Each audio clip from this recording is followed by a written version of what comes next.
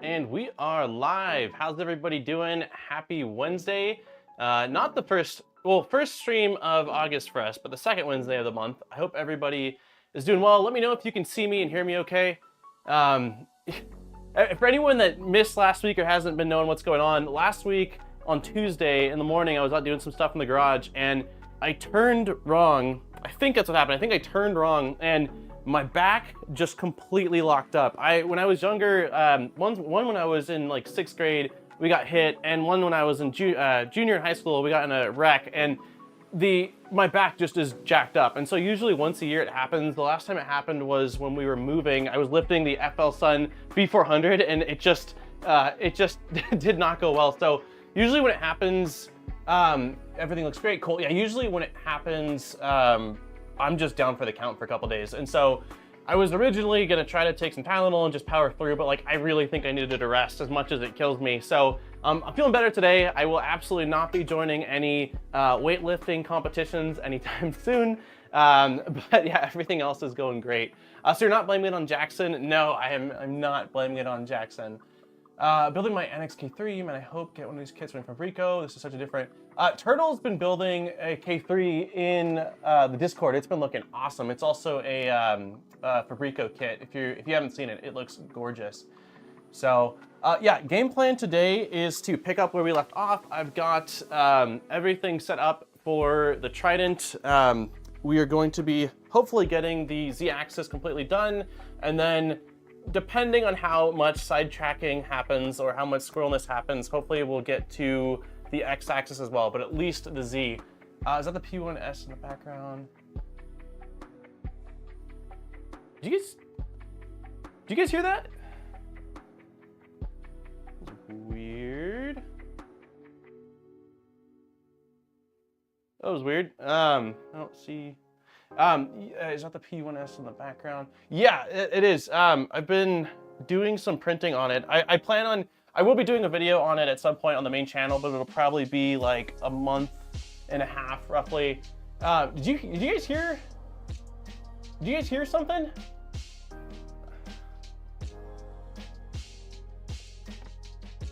You guys hearing that?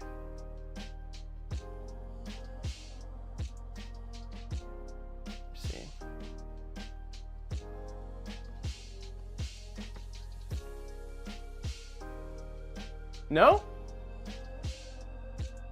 Weird. So you guys aren't hearing anything.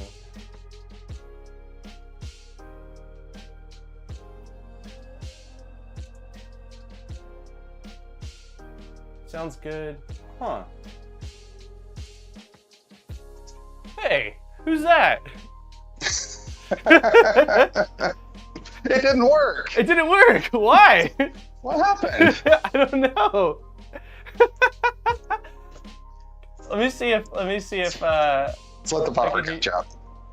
Yeah. See if I can be heard now. Is audio working now? Can you hear me?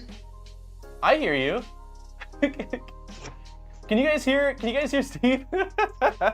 Let's get an audio check. Okay. Let me see if I go like this. One sec. Let me try this. Hear me now. Oh, dude, I figured it out. It's when I turn off the video, it does get rid of the audio. I thought we checked that. Anyways, that's hilarious. So we had this whole thing planned out. Steve is here, so because of this, I'm just gonna we're gonna do this, Steve. We're gonna do host. We're going with a straight up split. We're improvising here. There we go. Steve's here. Why is Steve here? What's going on, Steve? You want to tell him what's happening? We're getting ready for a build, right? We are finally getting started on the VZBot build. So Aaron says, you guys are awesome. Go Modbot, go Steve. She's probably laughing in the other room. Yes, so we finally have everything locked in, and we are starting the VZBot 235 stream this Sunday over on Steve's channel. And the game plan is every Sunday the stream will be on Steve's channel at normal time, which you said is 10 o'clock Pacific Standard Time. Pacific, yep. Okay, and then Wednesday is starting from this Sunday. We'll do the regular streaming, but Steve will be streaming. We'll be streaming on my channel for the VZ build. So it's gonna be Awesome. You can't just throw a Pokeball at Steve. You have to battle him first to lower his HP and then throw a ball. So yeah, we are super excited. It's been something that we have been working on for quite a few months now, and it's gonna be rad. We're both really excited. It's the Mellow 235 kit with all-wheel drive, and yeah, it's gonna be sweet. So we are planning on having it scheduled. I think the plan is tonight, right? But I'd say by tomorrow we'll have the event scheduled. The latest. Yeah, well, I'll get it up on my channel schedule, and then right after my stream, you'll get it scheduled on your channel. Yeah, so for anyone that's, well, if you're not subscribed to Steve, you should subscribe to Steve. His YouTube channel, Steve Builds, if you don't know. But once we get the first stream scheduled, which will be tonight or tomorrow over on his channel, I'll be sure to post it both as in the live stream channel on Discord and as a community post. So that way anyone that wants to watch it can watch it. But it says, will you each be building one? Yes. Yes. So we both will have a 235. What's that? We're going to do parallel builds. Yep. Yeah, so we'll be building at the same time, and when it's all said and done, our build series will go into one playlist, even though it's on 2 channels, so that way anybody that's building a VZ or just wants to watch the streams, they'll still be able to watch it in a playlist versus having to go bouncing back and forth between channels. So let's see, the split screen is split like this. How will we see Charlie? Have some patience, because we've got this all set up. This is going to be awesome. We have spent a ton of time working out the technical challenges with this build. Yeah, it is definitely not easy, considering it's, we're remote. He's in California and I'm in Idaho, and so we're not, everything is remote, and so it took a lot of initial planning to figure out how to make it work well, and I think it's going to be, I know it's going to be an awesome stream. So I anticipate plenty of distractions and squirrels and all sorts of shenanigans going on, but it's gonna be totally rad. So this will be our normal hangout and build style. So lots of squirrels. Yep, and there will is there gonna be, will it be a Charlie cam, or are you gonna have Charlie on the main screen when Charlie shows up? We will figure that out. Definitely on when I'm hosting, it'll be the same. Charlie cam in the corner will be available there. When you're hosting, we can still throw Charlie on the camera occasionally. Okay. For if sure. Charlie's doing something cool, we need Charlie. So we're looking forward to it. Steve has had real squirrels. Nice. I really wish Steve was going to test those blasters on ModBot. Steve showed me that he shot a hole, or not a hole, but at least damaged his his insulation. You're gonna throw Charlie at the camera, something like that. So wow, so awesome. Anyway, we wanted to just kind of give a quick announcement about this, and thought this would be fun. Super excited. I'm sad that the audio didn't work. I don't know. I will take responsibility. I feel like last night when we checked it, I saw that the audio was still there. The initial game plan was Steve was like visible. I could hear him saying, "Hey, you there?" And we were gonna pretend that he thought the stream was starting today, and it was gonna be this whole thing. But I still, this is live streaming. Yes. Yes. This is exactly what's to be expected. Yes. This is a great prequel to what to expect over the next month plus of this build. So awesome. So I'm gonna let you get back to the Trident build. I need to go to work. This is just my quick lunch break. Thank you very much for dropping by, and I will see you on Sunday then. Hopefully we'll see everybody on Sunday. We'll see everybody on Sunday. Awesome. Have a fun build today. Alrighty, man. Take care. Yep. Bye.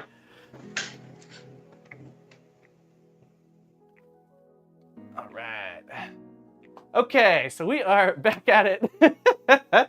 That was funny. We had planned. I'm a little bit saddened that I didn't get the audio working the way it should, because we like completely mocked it up last night on how he was going to come in and we were going to play this off, and I was like, why is nobody saying that they hear anything? But anyways, that was apparently my fault. So with that out of the way, again, we're super excited. I will make sure that I'll make sure that I share the stream when we schedule it this Sunday. I really thought you were hearing voices. Yeah, no, on my end, Steve was saying, hello, Daniel, are you there? So a co-op stream be later to fit Steve's schedule. No, Steve must have, that's a great question actually. I know that Steve is going to be, like it's going to be the same time as normal. So it'll be noon Pacific Standard Time on my channel and 10 a.m. Pacific Standard Time on Steve's channel. And he must have gotten authorization for work beforehand, because you're right, normally Wednesdays are a work day for him. So I'm assuming that he just somehow was able to swing half days or something like that. So, okay, cool, there we go. Steve says, I'm planning on taking Wednesdays off. So yeah, that's a great question. We had talked, when we started talking about this initial plan, it was months ago, and so we probably had a brief conversation about how Steve would make Wednesdays work. I just know that, yeah, same timing as always, so, yeah, same timing as always. So, let's get to building. Let's see if I can pull my head back in, and we can actually do some building today. Let's see, do we have a desktop view? There we go. All right, so, picking up where we left off, one thing I'm gonna have to find in a moment here. So let's see if let's go front view again. So this is where we left off now 2 weeks ago on the Trident. So we got the frame done on the first stream, and then on the second stream we got the AB motors installed. And the thing I did off stream was you can see the Y rails underneath here. So for whatever reasoning, the jigs I printed to align the linear rails were too loose, and I even shrunk them down and still wasn't happy with them. Well, I ended up finding the ones that SIBOOR sent, and they were perfect. So I just used those. I need to find them again. I don't actually know what I did with them since it's been 2 weeks and it's me. Hey, what's up, William? But today the game plan is to get through all the Z-axis and possibly X, just depending on how much time it takes and all that stuff. So, hey, what's going on, Tunky? Can you cut aluminum with a table saw? Oof, I will not answer that. That sounds sketchy. The only saw I have that I would feel comfortable cutting aluminum on is probably my miter with the correct blade for it. Hey, what's going on, Jeff? Hey, Skydown. Has anyone built the SIBOOR Trident with CNC parts? If so, what was the quality? I have not. I anticipate the quality is similar to their V0 CNC parts, and I've heard good things about them, so I imagine pretty good. Okay, so let me scroll back up to where this all starts. The only prep I've done is I've taken out all the parts we need, and that's the extent of it. So I know we have everything we need. Other than that, again, the alignment jig I'll have to find in a second here. Here we go, okay. So, completely random, but not super random. So I finally got this, the pine sol. I don't know, whoever was here, whenever we were talking about this, it was probably a month and some change ago, with a non-ferrous metal cutting blade. Okay, so Luke says, yeah, yes, with the proper blade, you can cut, make 6. Yes, so it was between this one, I think it was like the T100 that a few people were recommending, and I did quite a bit of research, and they were very similar in terms of the reviews, but this one was less expensive and had a few other things that seemed kind of more positive. So I did order this. I paid a few extra dollars to get it on Amazon versus ordering directly because they were out of stock. And with the shipping charge that they charge ordering directly from, I think it's Pine 64 is the company, it made sense. But it took like a month and a week or so to get this to show up. But it just showed up. I'm super excited. I need to get a correct power supply for it. I realized that I was planning on using the USB ports that are built into this workbench, but they're only 5 volts. And I think that it said 5 volts plenty for updating firmware, but it's not enough for actually using the iron. So I've got to get that figured out. But also, CNC Kitchen, Stefan released his brass insert custom tip that he made for the the TS100, and which is compatible with this. And so that is super exciting. I'm planning on ordering that, and this is probably going to end up replacing both of my big soldering irons. We use, like, watch, I'm going to take this one out because we need it for the heat inserts. I use this big guy, which I love this iron, I really do, but it's just big and takes up a lot of space that is probably not necessary.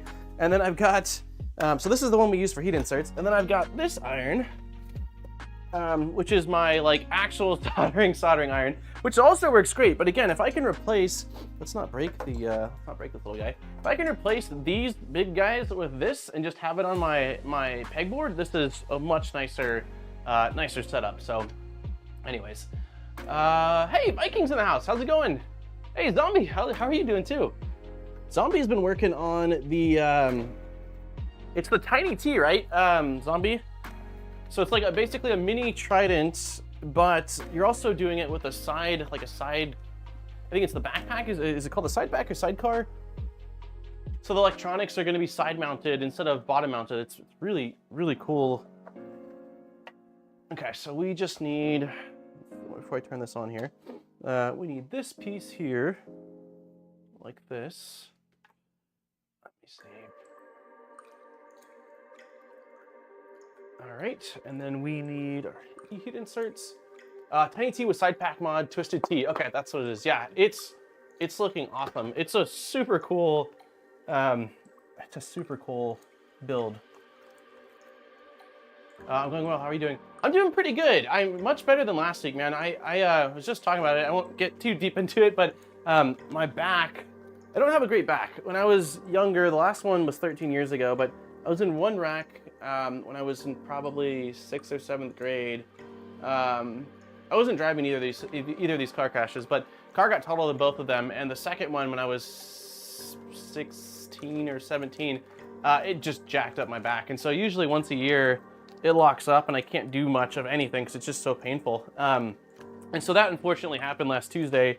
And so I'm sort of on the tail end of that. So I'm feeling much better, but still kind of paranoid to lift or move things and just trying to keep my arms as close to my chest and use my legs, you know. I get to resume the build tonight. Had to order some custom. Oh, interesting. Why were custom ones needed? Was it just the whole pattern on them, or is there using smaller lead screws? Yeah, I probably need to go to a chiropractor. I also, because of the way it all happened, I haven't even gotten an x-ray done in the 13 years I've been dealing with this. So yeah, I need to go, next time I go to the doctor, I am going to at least have them get an x-ray to see what's going on. That way I know what I'm dealing with. I imagine, I think it's a compressed disc because of how painful it is, and that it sort of, it affects my breathing and rapid, like based off what I'm seeing online, I think it's a compressed disc. But if it's not, you know, and if there's other things I can do, I'd like to know sort of what I'm up against. And right now it's just guessing based off of pain. The VZBot lead screws come, oh, one sec, probably shouldn't multitask for them. Okay, there we go. The VZBot lead screws come with the T-shaped T-nuts Trident. Oh, gotcha, yup. So the two, like the 2-hole versus the 4, I think. Is the hole pattern the same though for those 2 holes? Or no, even the pattern's different, like the spacing for them. Okay, let's get this out of the way and not burn myself.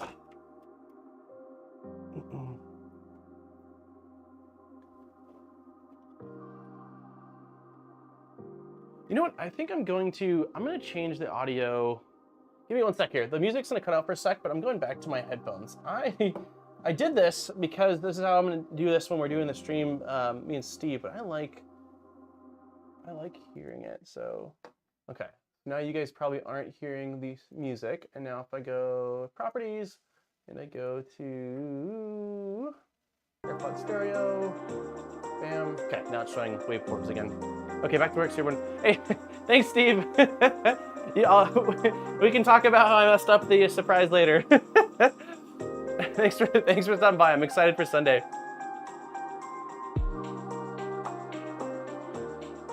I've got the same issue with a surf incident. My board broke.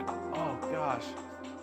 Ooh, sorry to hear that. Nice. I think my dad's a surfer like 30 years grown up, and he broke his nose surfing when he was a kid. All right. Cable chain, heat inserts, awesome. Okay, so now we actually need the frame. Let's see, remove stuff over here. I even printed out already a little stand for the Pine-Sol on this pegboard. Let's see. Okay, so we quite literally need to move like everything out of the way.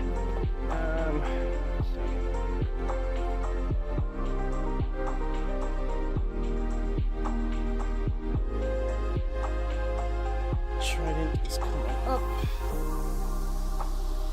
Oh.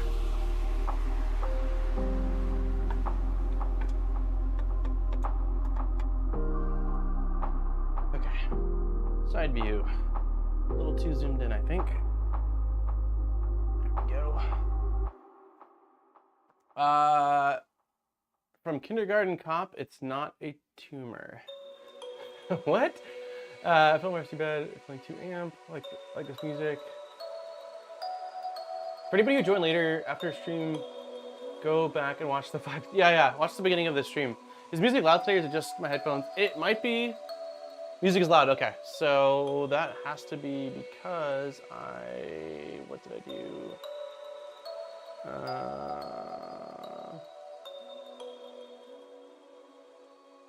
Okay, I lowered it 5 decibels. Let me know how it is now.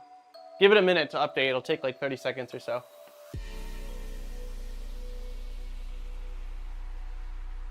Okay, so we need M5 T-nuts, and this is where? This is the back center. Okay. Level's fine, okay. I did lower it quite a bit. But yeah, we've been playing around with stream settings and stuff, so sorry about that if it is a little loud. Okay, so we need 2 T-nuts facing, with the hole facing outwards.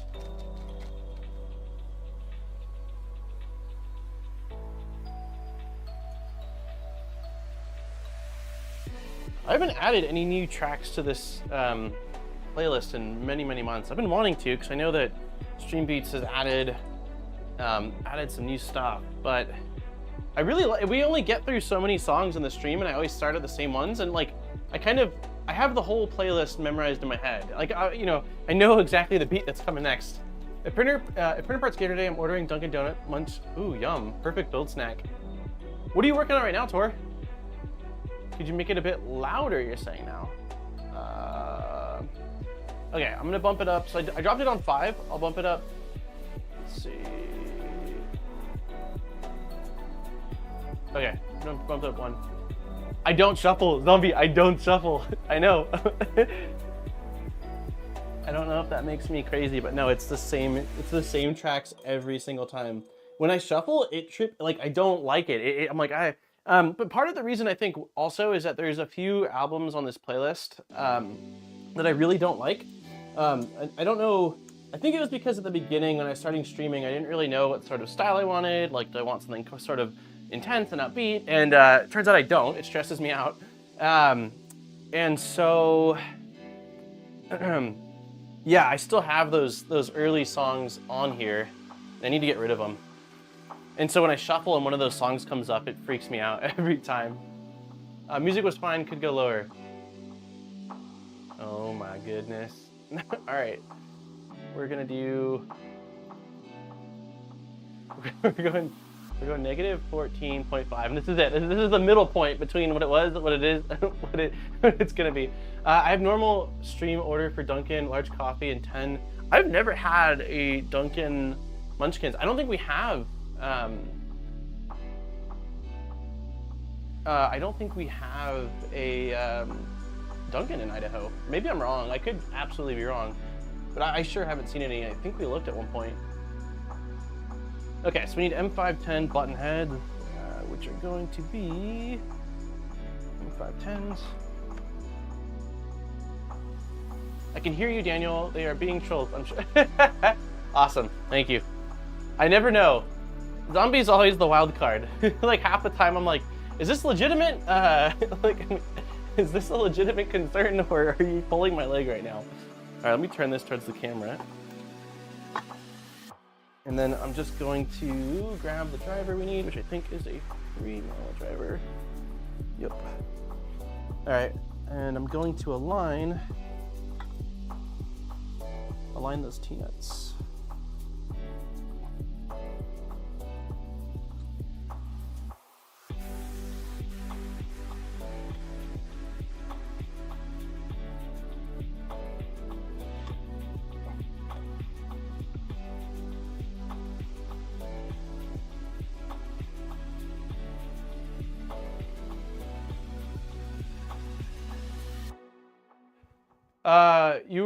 I was quieter than Steve. Okay.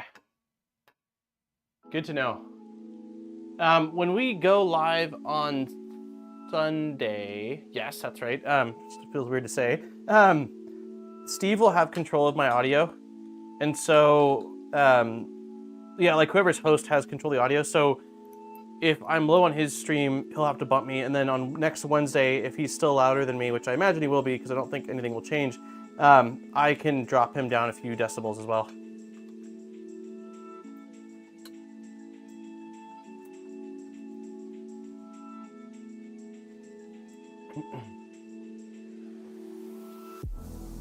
How's everybody been? It's been 2 weeks. It's like, I say it every time I miss a week. Even when we stream every week like normal, it always feels like there's a long time between each week. But with 2 weeks, I feel like an eternity has passed by. What has everybody been doing? Did this come with Highwind rails? No. So it came with 3 different linear rails. It came with Highwind for the X, it came with SIBOOR for the Y, and it came with no name for the Z. There's no logo or anything on it, so I don't know what these are. But yeah, Highwind only for X. Okay, so I've kind of got these tightened, but I'm gonna tighten them more once I get the top 2 screws in. So let's flip this up, upwards like this.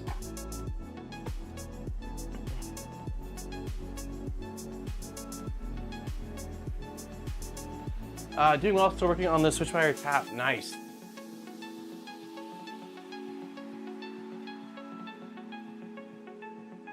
Switchwire needs some love. I want to update a couple of things on it. I cracked a part of it when I was moving it around, so I need to, it's the cable chain mount. I want to switch, so I'm fine with clicky on it, but I want to switch over from the clicky I'm using that has a both a Z end stop and servo to X, mounting the clicky with servo to the X axis, or the X extrusion. It wasn't an option when I installed it, and then like official clicky came out with like one version, because the biggest issue I have with it right now is I don't like having both end stop and probe. It's doing weird stuff where sometimes the Z end stop, or sometimes the Z offset's sticking and other times it's not, and it seems to reset. I think it's just, again, because there's 2 places for it, that it's just not, the behavior is weird. I'm playing with Cyberpunk. Oh, nice. I remember that game before it came out. There was like so much chatter about it, and then I think, was it broke? It had a bunch of issues when it came out, right? I sort of never got back into it. I'm good. Hey, what's up, Tiago? See the Cyber 2.4 kit says all rails are Highwind. Oh, interesting. Okay, so yeah, I mean, if it says it, I'm sure that's the case. But yeah, for this, it's definitely not. Unless they've changed something, and they are changing things. Like they let me know that, I think they said at some point here, they're upgrading this to all Big Tree Tech hardware. It's gonna have a touch screen, so clipper screen, and then it's also, I think they're swapping out, I think they're going with polycarbonate panels instead of acrylic as well. But I don't know at what point. So right now I would say assume that it's not coming with that if you're ordering it. Because I think they told me as well, though, it's gonna have a slight, at least some level of a price increase, because it costs more for those things for them. Do you know when they're going to Big Tree Tech? I don't. It's been probably, oh man, well, I knew about this before we streamed last, which was 2 weeks ago. So they probably told me 3 or 4 weeks ago. So yeah, I don't know. They're really responsive on social media or in their Discord. So if you're curious and that's like a, you know, sort of a determining factor for you, I would ping them over there. And then also be sure to ask, though, if they're not on Big Tree Tech yet, ask what the price difference is going to be, because I have no idea whether we're talking like $30 or $100. Like I just don't know. So if price is a concern and you'd rather get use the hardware that this comes with at a lower price point, then that would be worth asking as well. Yeah, the kits are priced really well. It had a bad launch, but they fixed issues. It's a great game. Okay. Yeah, another one that had a terrible launch was, oh, what's the game? No Man's Sky. I remember how hyped I was for No Man's Sky. I was like, wow, procedurally generated worlds, and like every experience is different. And then it came out and my buddy was like, hey man, like I'm telling you, when games are so overhyped, like wait for it to drop, wait for some feedback before you spend the money. And I did, and boy, it took a really long time for them to get that figured out. But I played it in VR maybe a year and a half ago, and it was a ton of fun at that point. Hey, what's up, Gamer Geek? Hey, Jack Black. Drove through Idaho. Just drove through Idaho, tubers in the river. That's funny. My neighbor across the street, his name is Dan, and he he does a lot of stuff with scouts, like has for like 20 or 30 years, but he's running a tubing course this week. Like he's gonna be an instructor for tubing down the river. Nothing special, a lot of work after 3 weeks off. My older son broke his foot. Oh no, got a new dog, a crazy puppy. Zelda, great name choice. Complicated for the moment, but she will be fine. Congratulations on the new puppy. It's absolutely a struggle initially, but that is a, you know, that will be family very soon here. Real high winds are around $45 to $60 per rail. Oh, that's crazy. So maybe maybe they're not genuine. I don't know how to check. I've been very happy with non-high wind rails though. Like I don't know that I've really had a horrible experience with any of the rails I've purchased. So, you know, if you clean them and you grease them and they're not, you know, rusted when you get them, then typically you're not in bad shape, I think. Boulder Gates 3 is actually good. I know that Nero's been playing that. Yeah, me too, but it felt so empty at launch. Yeah. Okay, so I need to find at this point this little jig, or this little extrusion guide. So let me see if I can find it. We'll go front cam. Ah! Has anyone's allergies been absolutely just awful lately? It started maybe 2 weeks ago, and I think that like Kleenex's stock has to have gone up with how much tissue I've ran through. It's been awful. Like even taking like Claritin, I'm just dying over here. It's bad. So if I'm sniffling a ton, I apologize. I don't even realize how much I've been sniffling.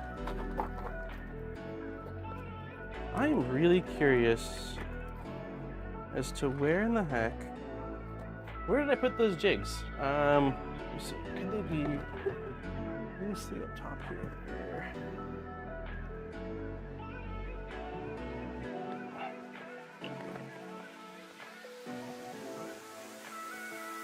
I don't understand. I'm pretty sure they were in black, so.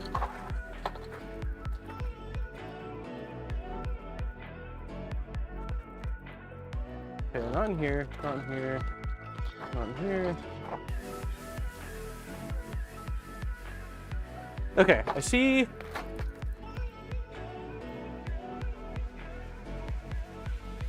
Let me make sure they're just not loose on my desk or something like that. They're not. Something tells me I put them somewhere where I would easily find them, and I can't find them, because that's a very me thing to do. Let me dump this entire thing out. Okay, is this the right for this rail? No, so this is for the X.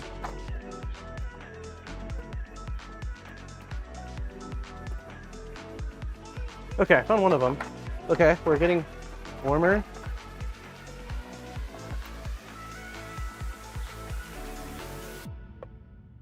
Let's see.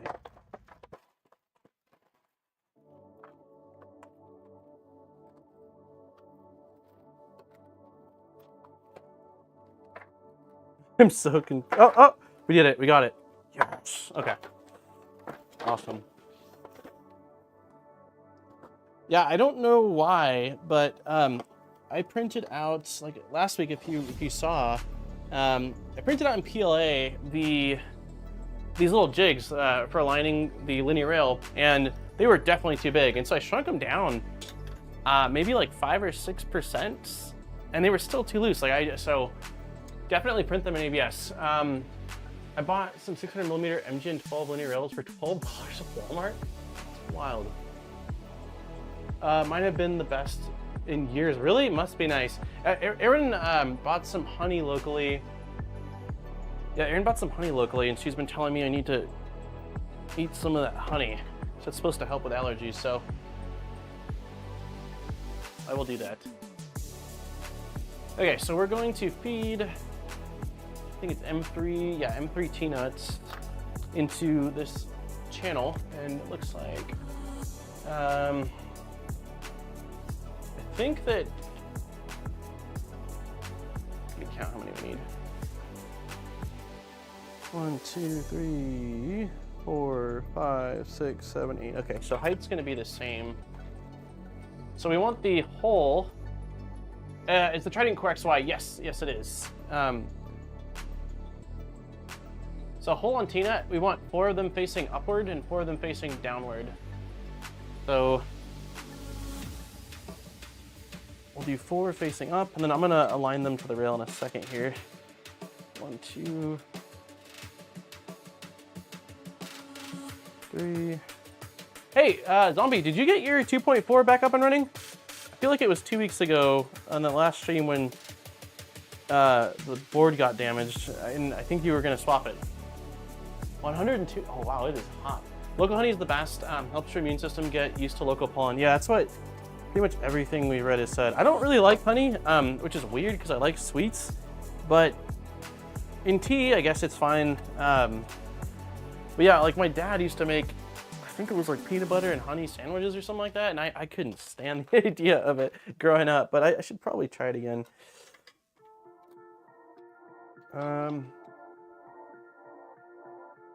Insert the T-nuts as shown.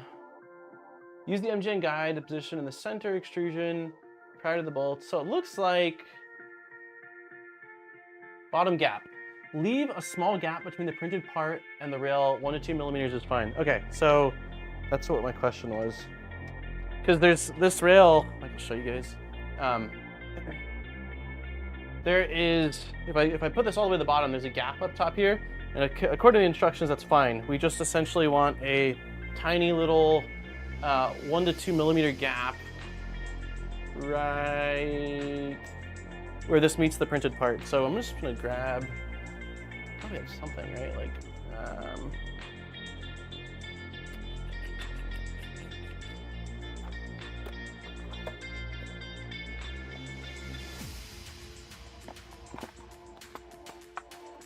since it doesn't have to be exact, let's see if I got something that's roughly, card.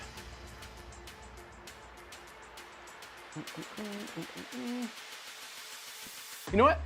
I know what we'll do. Since it says 1 to 2 millimeters, let's just grab a little strand of some filament and I'll drop that down below. 1.75, so it'll be close enough to what it wants. I'll swap out all. I think I was able to just swap. Oh yeah, I screwed through. Oh no. Didn't realize KB3D had their own nozzle cams. So cool. Yeah, so I'm quite literally just gonna use this piece of filament, put it down beneath the rail, and that'll be my gap. So yeah, that would have sucked if you out of curiosity, how does everybody store their configs? Like if you're running a Clipper setup, how are you storing your configs? Because I currently just have them pretty much on the the Raspberry Pi or whatever, and I don't, unless I'm doing something that requires me to back it up, I don't usually have a backup of it. Does anybody, am I the outliner, or is most people here not backing theirs up as well? Because if you lose, like if your micro SD card gets corrupted, that sounds awful, having to redo your entire config. I think my biggest issue is that I'm changing things so often though that but it still wouldn't be a bad idea, I suppose, just to have a, like a recovery point. What is off here?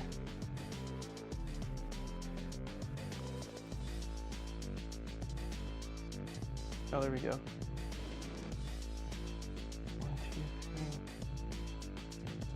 3. Yeah, cool. I think it's linked from the Voron doc site. Mine are backed up to computer and Google Drive. Our basic configs not universal. So there's definitely some basic configs. Yeah, so it depends on, like for Voron, for example, you've got, there's usually a set amount of boards that have configs that you absolutely are a fantastic starting point. But there's still depending on what mods you're running, depending on your PID tuning, your I guess pressure advance wouldn't be there, but oh, your input shaping, your like any unique values, like if you're running clicky, your specific offsets and stuff like that, like your starting G code. So there's still a lot. Like you can definitely. It's so much better to have already be like 75% there, but usually it's not just a plug and play in most instances. You know, again, unless it's a very exact scenario. Okay, M3x8s is what we're going for. Where are we? Here we are. I started backing up recently after having to restore a printer from scratch. I downloaded my main computer. I know Aaron backs is up to GitHub for even, oh, nice. Yeah, that's a good idea. There's a setup for a macro button to back up to Git. Oh, that's so cool. Yeah, I think that I probably should be doing that at some point, at least with like the 2.4, the Trident, the Mercury build, and maybe like one of the V0s. For something like the RatRig V-Minion, it's built completely stock right now, and their setups, theirs is completely automated. I don't think I changed anything since I built it exactly. Like, since RatRig provides, it's different in their situation, since RatRig provides the kits and makes RatRig OS, which has the configs for all their approved boards. Like, it's quite literally a click and you're good. But that's the exception and not the rule.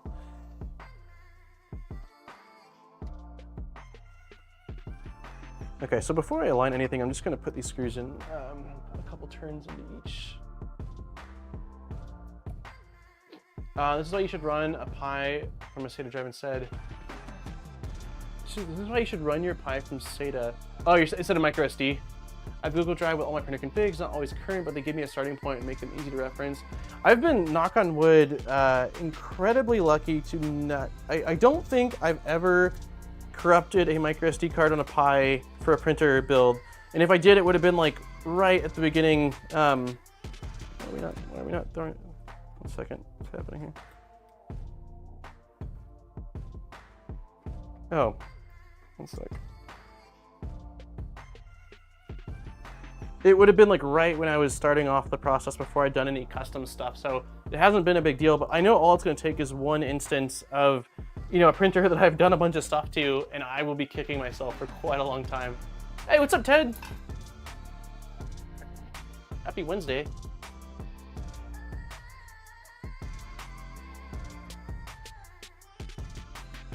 It's funny, I was talking to Steve before stream, Ted, and I said, did you know that Handboot got renamed? And he laughed and said, that's funny, like Ted just messaged me about that. I was like, that's the reason I'm bringing it up. Ted messaged me about it a few days ago.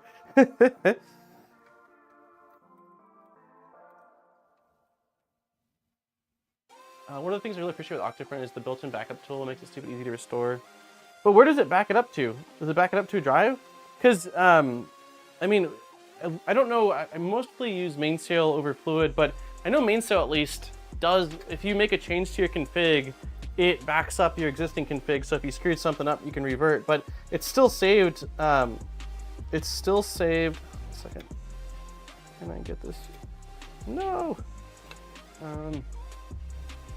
It's still saved on the Pi or on the SD card. So like if you lose, you know, if it gets corrupted or something like that, you're still out of luck. There we go. It would be a pretty cool plugin for Clipper, though. Like just link, you know, it allows you to link your drive or your Dropbox or whatever, and it just auto syncs to it. Either, I guess probably not on a time basis, but like anytime a change happens, it pushes it there.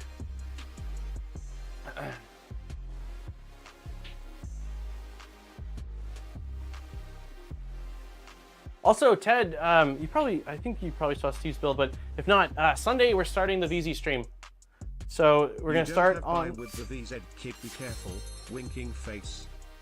Hey, thank you very much. Nice for the €2. You don't have a Pi with the VZ kit. Be careful. Yeah, Steve, let me know. I ran out to the garage and ripped out. Where is it? Oh. Where am I? Well, I should have a Pi somewhere. I ran out to the garage and ripped out I think it's a 3B. I don't even see it anymore. Hey, Gary, thank you very much for the membership.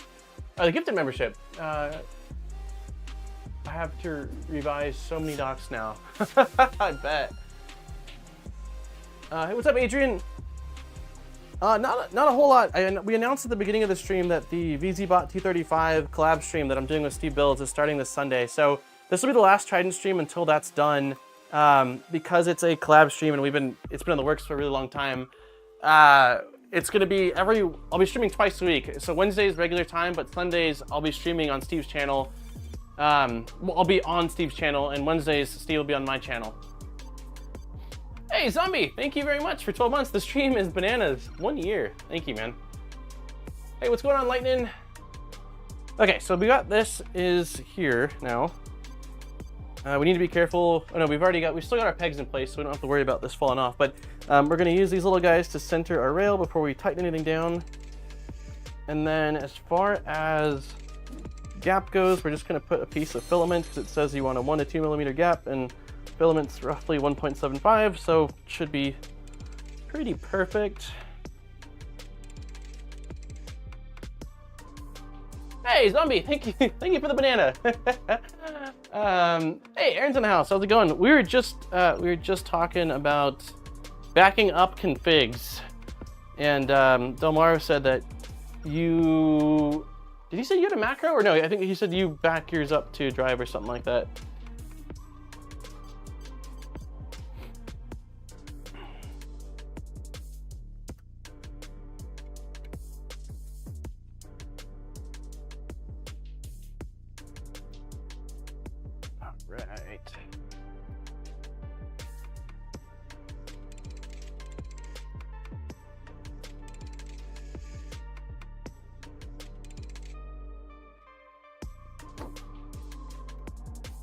Okay, I think that's good. Take these off, and then, oh, GitHub, yeah, that's right, you said GitHub, not Drive.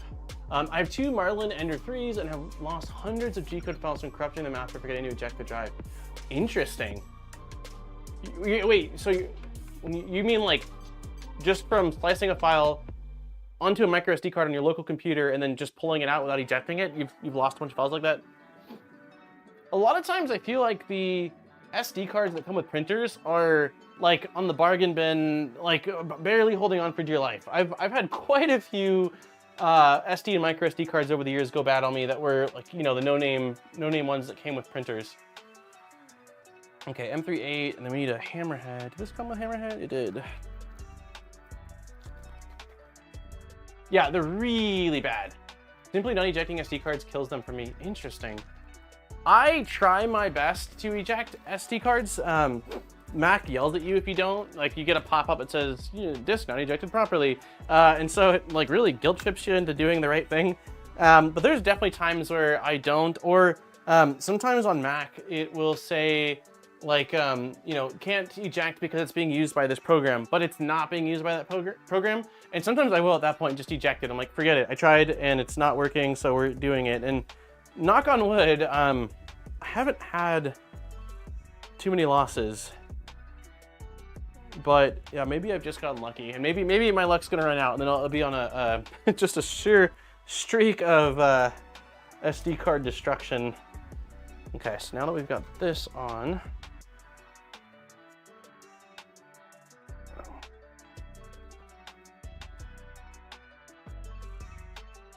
okay, so that is our stop for our linear, or for our bearing. So now we should be able to take this off. Yeah. So take these off. I don't like leaving these on anymore because I get so excited when it finally comes time to power on a new build. One of the things I always forget to do is remove these. And so I'm pretty sure we've done it on stream before where I just did like a full send home and we crashed into the bearing blocks, the bearing stops. I'm saving up for the main XMC combo with AMS. You think it's a good value? I really like mine and use them all the time. So if you're not wanting to do a custom printer build, then yeah, I really like mine. I mean, I think that if you're talking X1C, I would definitely look at P1S as well. The experience I've had with this one, I've only had it for 2 weeks and some change now, but it's almost an identical experience to the X1C. Other than it's not a hardened nozzle and it's not a hardened extruder gear, but when you do want to print abrasives, you can upgrade for like 40 bucks, maybe 50. And camera's lesser quality, but I don't care. I only use it for monitoring, and the LiDAR, in my opinion, on the X1 doesn't do a whole lot. I run the powder coated PEI, and from what I understand, it doesn't do anything, like you can't use it with that anyway. So the biggest thing you're losing is that touchscreen. So if you can live without the touchscreen, then I think the P1S is a better value. Mob Army, buy surveillance grade micro SD cards if you must persist with them. Interesting. Can you just get them on Amazon? The ones I usually get are, if I'm going with brand name, is SanDisk or Kingston. I've had good luck with Kingston. Binder fee. What's wrong? Oh. Ooh. I think I just got approved for Shaper 3D's parametric modeling beta. How do you all better relate to never? Hey, what's up, Truggy? Hey, what's up? I'm gonna go with Ladot. All the extra on the X1C is worth the extra $400 in my opinion. Yeah, I guess it depends. You know, if you're trying to be as budget conscious as possible, then I think that the P1S is a great option. But if you want the top of line one, and you don't mind spending the extra money, then it's great as well. So it really depends. I think the AMS is a need. I do. Even if you don't do multicolor printing, the convenience of being able to load the top four, like top loading and front loading. If you run out of filament, being able to just start the next one. And again, loading your four most common filaments, and then just from the slicer saying, hey, this one needs to be in this ABS, this one needs to be in PLA. It's so hard. If you go to it, it's hard to go back from it. It becomes a very, very nice thing. Yeah, absolutely. It's so worth it. It's like one of those things where it feels similar to me like when I got my first flex plate. From the other side, I was like, that's like silly. I'm not gonna spend money on this thing when glass works great. And once I got a flex plate, I'm just like, no, like I can't go back now.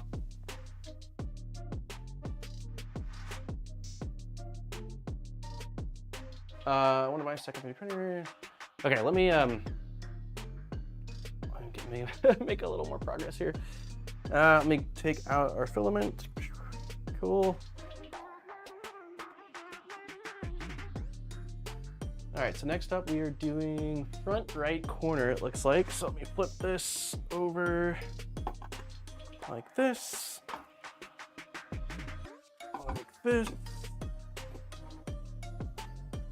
And I'll get you guys like this. So this is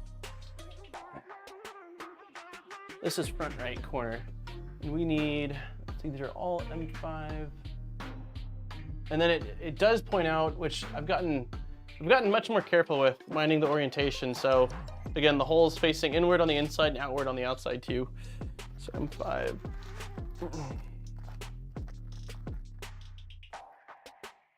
Side view.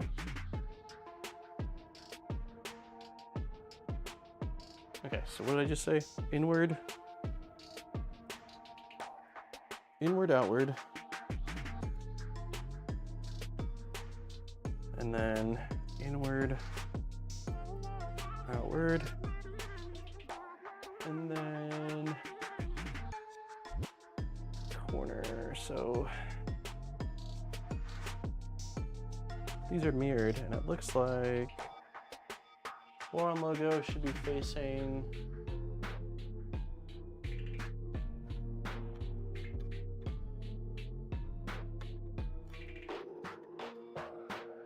Is Voron logo supposed to face the side, or I can't tell? It looks like Voron logo is supposed to be on the side, not the front. So I think this is the right piece. Let me see if it shows a different view. Yeah, that's right.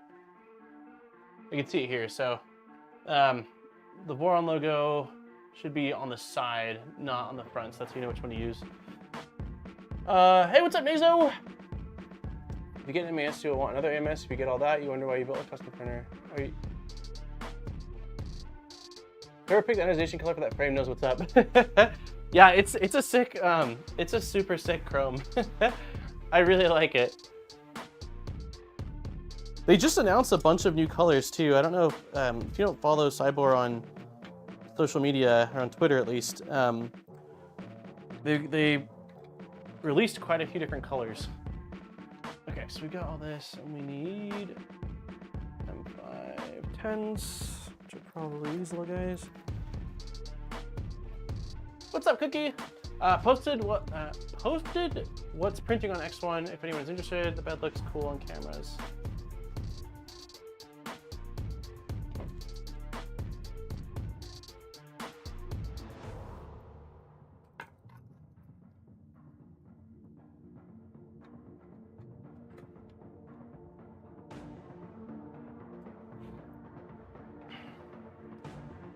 The frame I just got was gold. Oh, from SIBOOR? I didn't know gold was an... Is it SIBOOR? No, I didn't know gold was an option. I know that they have like a teal, a white. They announced like, let me see, I can pull it up really quick. It was like 6 colors. Well, I guess it's not Twitter anymore, is it? But I'll still take us there. Oops. This is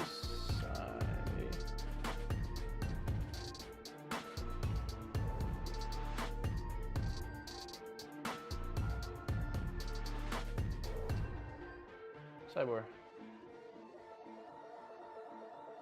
There we go. Desktop. Turquoise looks sick. Yeah, so they released white, turquoise, blue, silver, gray, green, and then purple for the V0.2. But based off what I've been seeing, I think they're adding it for, oh, those are printed part colors. I think they're gonna be adding it for other machines as well. At least that's sort of the vibe I'm getting. What is the best kit for Switchwire? Would you recommend like Inner 3 mod? Because, wait.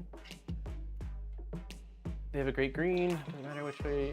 Doesn't matter which way that piece goes. They're the same size. It probably doesn't matter. I think that based off of stacking this one on top of it, if you grab the other one, it's the exact same positioning, so it doesn't matter. I guess I'm following the guide, and it looks like in the guide the Voron logo faces towards the sides of it. But functionally, I don't think it actually matters.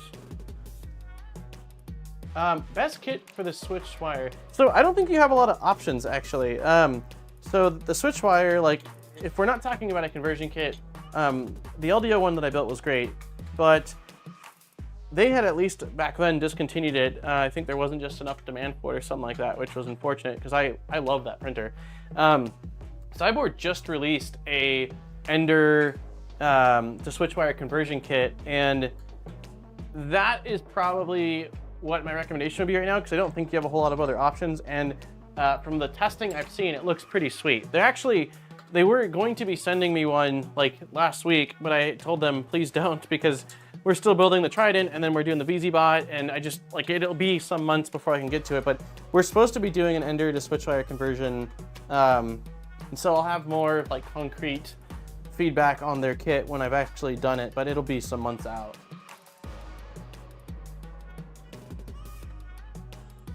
But yeah, I've got 3 Ender 3s, 2 Ender 3, I think 1 Ender 3 Pro, 2 Ender 3 V2s. They're all upgraded with at least Micro Swiss NGs, but I want to upgrade one of them to a Switchwire. I haven't done an Ender wire. Hey, there he is, Raheem, there he is. It's still coming. Oh, it hasn't been released yet?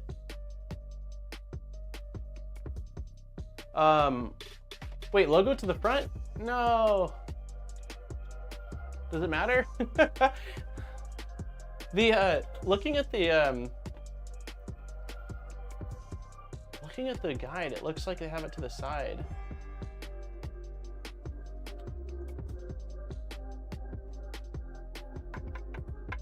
It matters. I don't know that it does. It's the exact same like dimensionally part. If it needs to go to the front though, I'll do it just for it, but that's not very clear based off the picture. It looks like it's the side. It will haunt you. Okay. It doesn't matter, it's personal preference. Yeah, screw it. I'm going on the side. We're leaving it. I'm gonna leave it.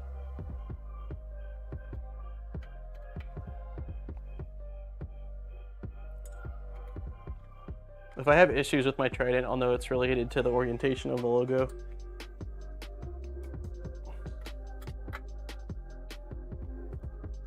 I wonder why they didn't put it on both sides. Since it's, you know, the part's the same in both directions. I feel like it would have made sense to have it on sides and front, but VZBot Command Bed is the best all around. Yeah, I didn't realize until recently that the VZBot doesn't come with bed leveling. Like it's manual, it's a manual setup. But the cool thing about that is that once the build is done, I'm finally going to use my, we're supposed to do, yeah, we'll do this back corner first. I'm finally going to use my beacon probe. So I'm going to be installing the beacon on the VZ. Not during our build. Steve and I are going to build them stock because I'm going to be like reviewing the kit after and giving feedback on the VZBot 235 kit. But afterwards, I would really like to install the beacon. Only Steve can settle this important issue. Did you self-source a switch wire or was it a kit? It was a kit. It was a LDO kit back when I built it. That was, we built it before we moved here. It was like the last build, I think, before this move. So it's probably a year and 3 or 4 months ago, give or take. It was a fun build.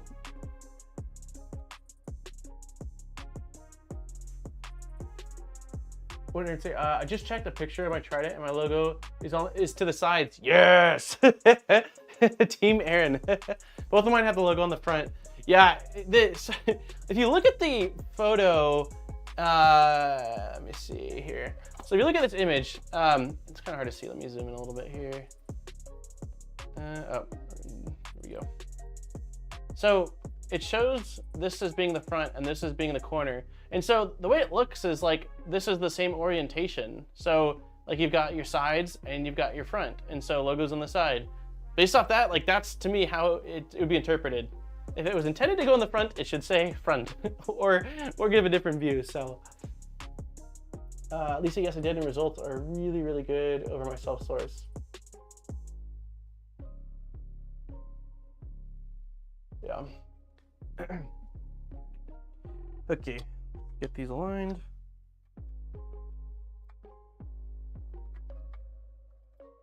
I hear Baby Jet crying.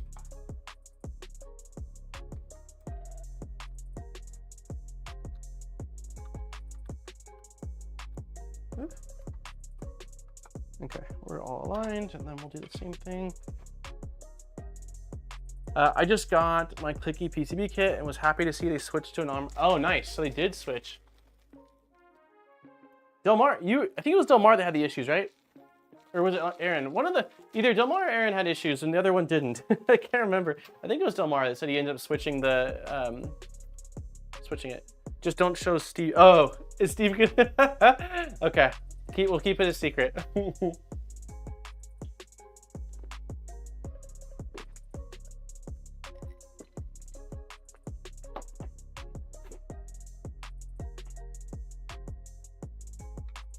Yeah, I anticipate that the VZ stream series with Steve is going to take, I said roughly a month, which would be 8 streams since we're doing 2 a week.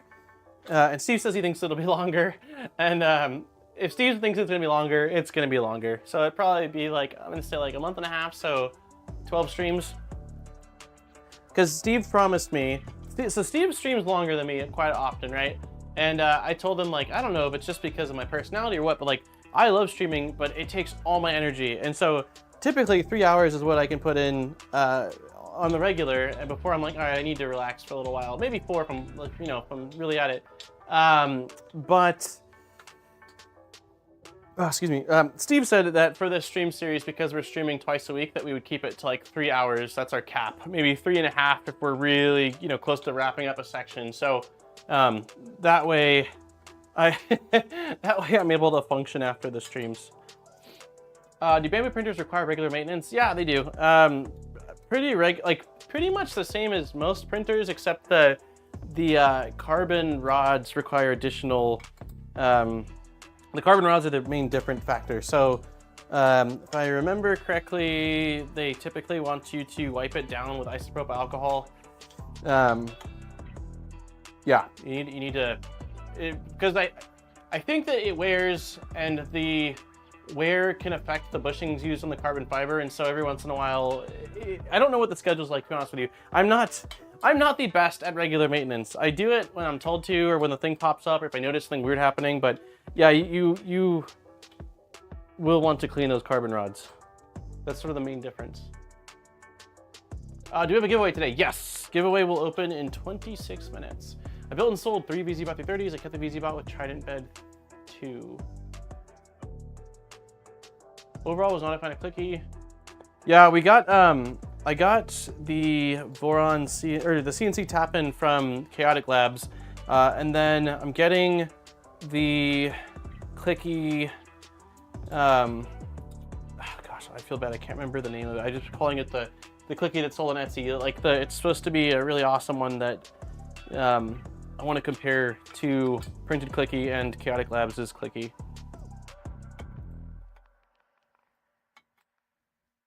Okay.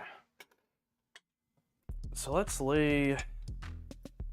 Also, actually, let me make sure. Okay, so the linear rails are going in the front sides.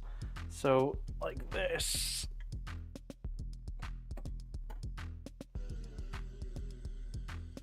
There we go. Is the tap really better than clicky? I think the tap is going to be simpler than clicky.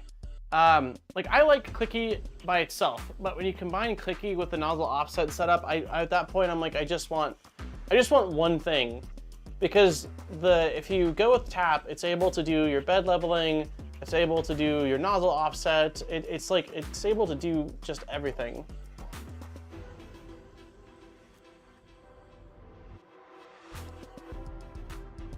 I would agree, tap is so much easier with clicky. Yeah, I like clicky a lot though. I'm not knocking clicky. I use it a lot and I plan on still using it on most other printers, but I definitely see the value. Wait up. Yeah, I definitely see the value in tap. Okay, so now we need M3 T-nuts and we are doing minding our direction again. I like my tap and boops. Yeah, boops.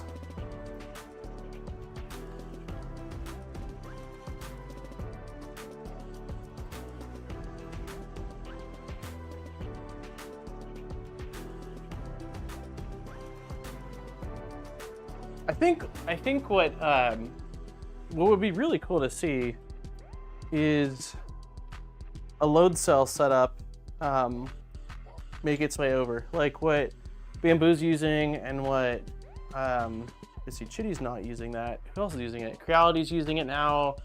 I think I saw that there's at least one other company, but like having it in the bed, not in the extruder. Like, wait, rails on the wrong side?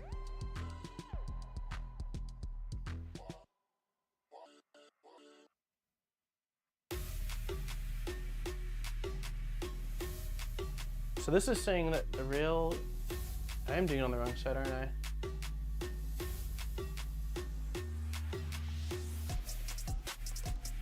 Not on that side. Okay, I think what's throwing me off is the damn logo again. So here it's showing, oops, that's overhead. Here it's showing that the logo is not the direction that it should go in. And in my case, since it's the opposite, the logo is the direction it should go in. Yeah, I think that's what screwed me up.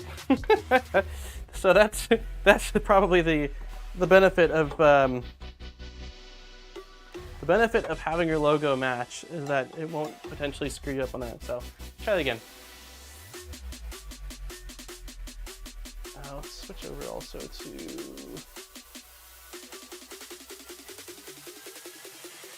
too much. There we go.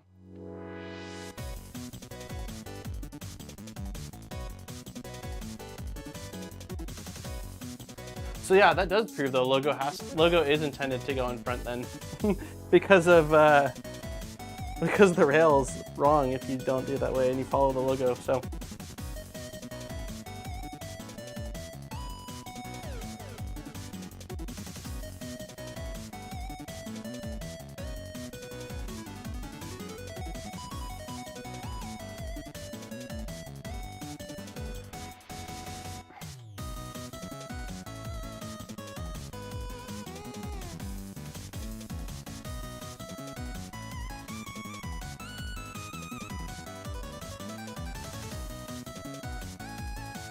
If you don't have the logo right, Ravens will attack you.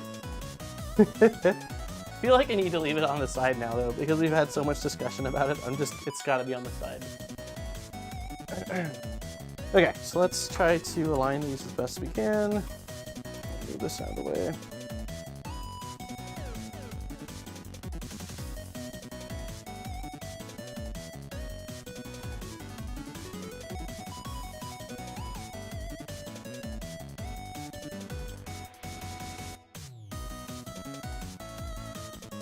There, wait, there.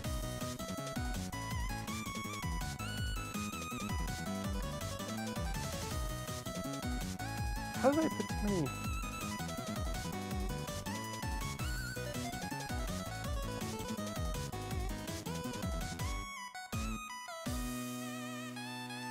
And here I did every other, and then 2 in the center. These are the same. No, that's a different rail. Where's the?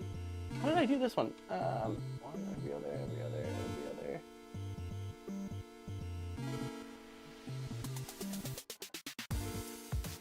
Somehow I screwed this up.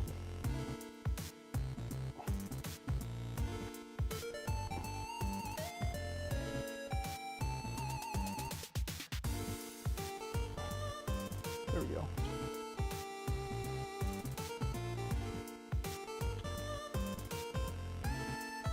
Okay, try that again.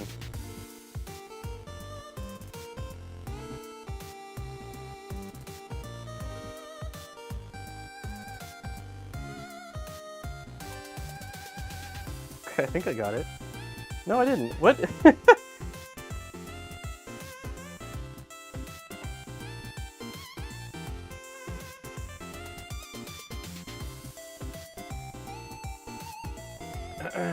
Sandy will refuse your cereal for this offense.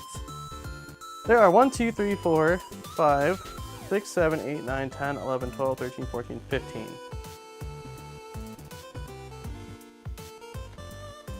So there is a single, so I do need 1 single extra one then. No. I think my eyes are playing tricks on me. We're just gonna install this. I think we're good.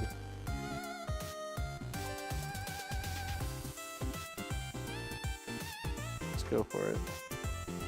Okay. Numbers are hard. Where is, there we go. Finally got successful ABS pins. Zero G parts are on the way. Nice. Galaxy purple, pretty. Metallic silver. It's gonna look great. The parts for the VZBot are in Galaxy orange and carbon fiber, like just carbon fiber, black carbon fiber, standard. I goofed. I'm not on it today. So the number is correct. What I did incorrectly was when I switched it over, I went with freaking 5 millimeter and not 3 millimeter T-nuts. So I need to get all of these out. That's what I did wrong.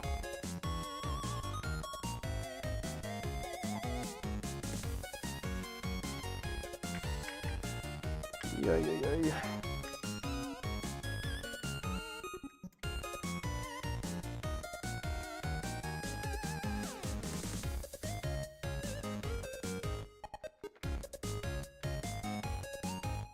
This isn't even like the tricky part of the build. Just battling with myself here. Texture versus smooth requires different offsets. ABS versus polycarbonate requires different offsets. Yeah, I tend to run most of my printers a little bit more squished than they probably need as far as beds go. I usually don't mind. Some parts I do mind. It depends. Like, a lot of times, 1, 2, 3, 4, 5, 6, 7, 8. So we need 8. That's the correct number.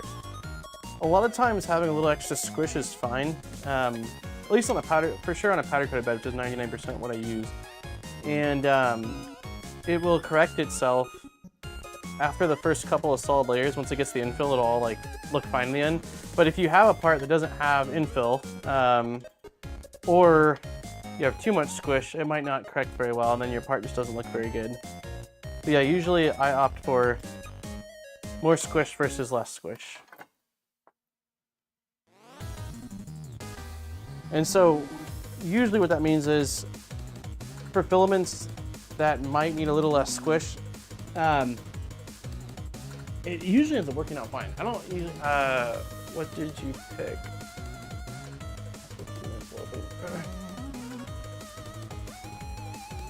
Yeah, giveaway is in 15 minutes. It'll open. Well, it's not, the giveaway will open in 15 minutes, then we'll draw it in 30 after that. Sorry about this rail, guys.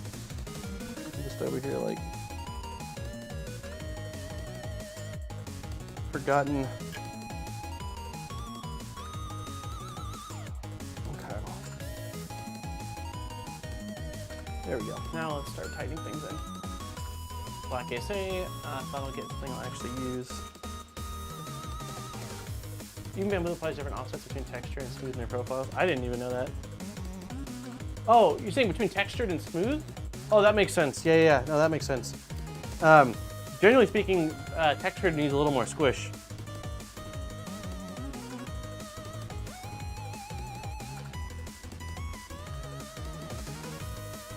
For some reason, I read that, and in my head I heard between different materials. But yeah, different build plates, absolutely.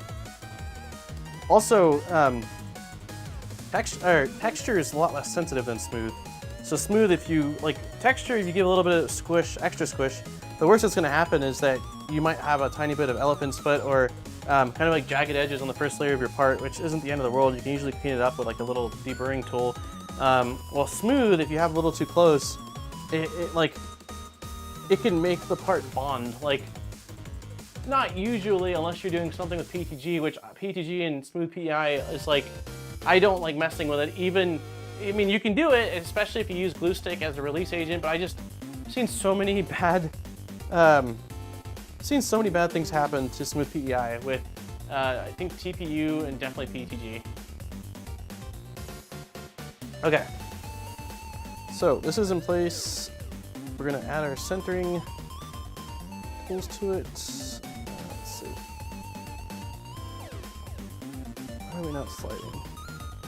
There we go. Okay, insert T-nuts shown. Control.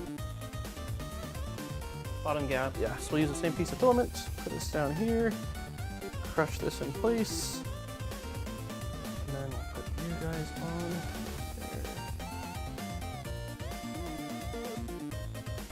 There.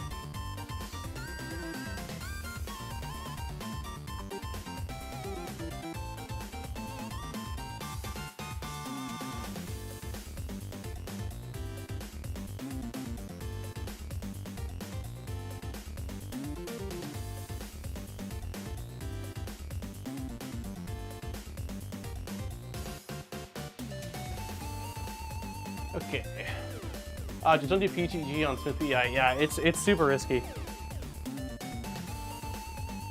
I don't even like PETG on glass. I mean, again, I've done it a lot because glass was pretty much what everyone was using, either glass or blue painter's tape forever. And then Kapton got introduced, and then it was build tack.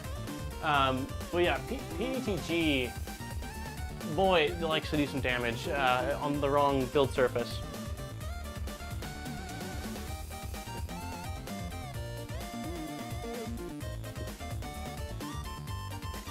TPU doesn't like some texture PEI. Oh, interesting. I usually have had really good, well, pretty good luck with it on textured PEI. TPU sticks really well to Garolite. It also sticks really well to blue painter's tape, which I know is old school, but it really does. That was always my go-to for TPU.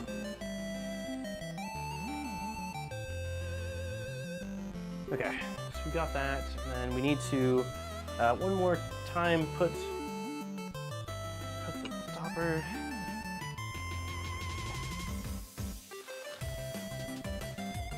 Did anyone ask you why not inverted electronics spray mod?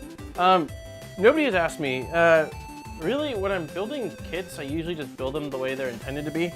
Because if I do, like, since I'm going to be reviewing this kit or this build on the ModBot channel in, I don't know, probably some months away from now. I tend to try to do things as stock as possible Also, if I do a mod like that and end up screwing something up, then it's like, you know, was it my fault? Was it the kid's fault? How do I know? So yeah, I do like the inverted electronics mod. I think it's, I mean, after the Mercury 1.1, having that setup where the electronics are at the top, I really appreciate it. So I like the mod, but yeah, I just don't really, the only thing we're planning on doing is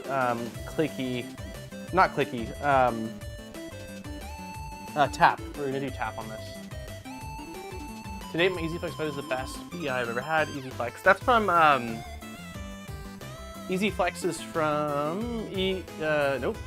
Why can't I think of TH3D, right? Okay, that one's done. Let me correct my mistake on this side.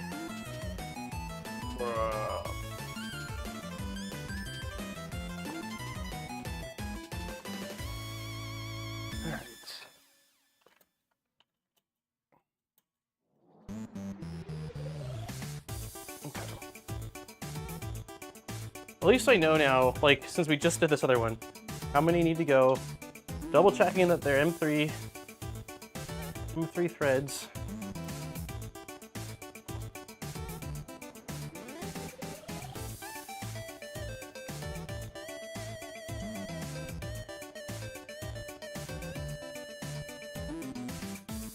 Like our review, the tear down and mod it.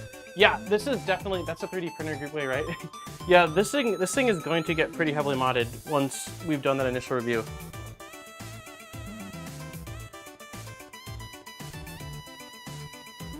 The 2.4, I'm not going to mod nearly as much. The only real plans are CAN bus, probably tap, and that might be it. I don't know that I'm going to do much other modding on the 2.4. We'll see. I say that, but we'll see. Okay, last of the Z-rails.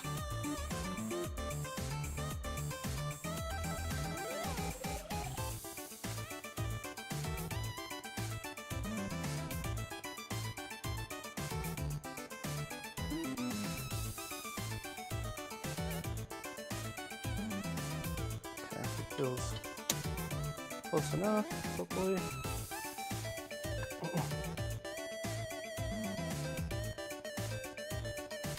I just got a Wham Bam PEX sheet for the Tri-Zero. It's working great on the VZ. Yeah, if I'm going with a smooth PEI setup, the Wham Bam PEX is probably my favorite. I used that stuff for quite a while.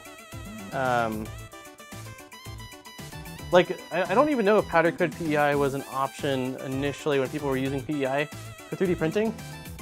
And so I know that I started off with smooth PEI. But then once I found powder coat, I love it. I know that some don't really like the texture, some prefer the gloss. I guess it depends on application, or some of it's just personal preference, probably more than application. But I've really just grown. I'm clumsy. I screw things up, and I just like how forgiving the textured PEI is. Ah. I haven't used satin very much. I mean, I guess one of the P-series sheets from Fabrico is technically satin, and I do have one of the satin beds from Prusa, but I never actually used it.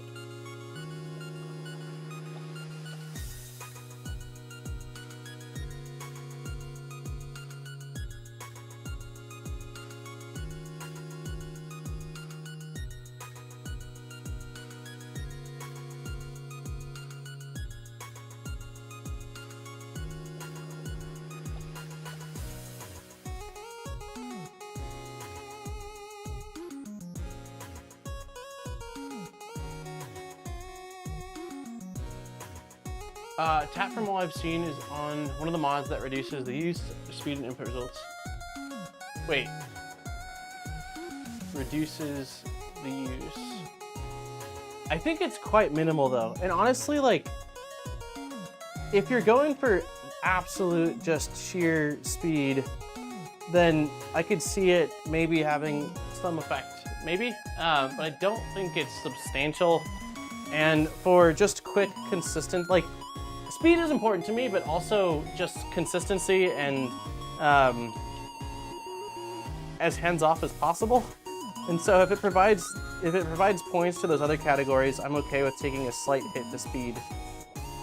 But I don't know that I would even be pushing it at speeds where that would really come into play. Okay, so I'm using, again, the filament as a spacer on the bottom. Push this all the way in. And then we're going to use these little printed centering pieces. Like that.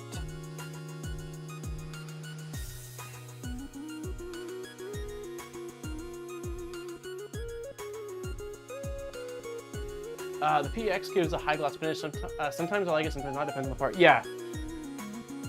I remember when I first was 3D printing and I printed on glass a lot, I loved that glossy finish, but I've just really grown to love the look of a textured sheet. I think it looks awesome. Like I just do. Some don't. Like I've talked to people like, yeah, I just don't really like the way it looks with textured PI. And I mean, to each their own, right? Like I'm glad we have options. But yeah, it really just comes down to what your sort of cup of tea is.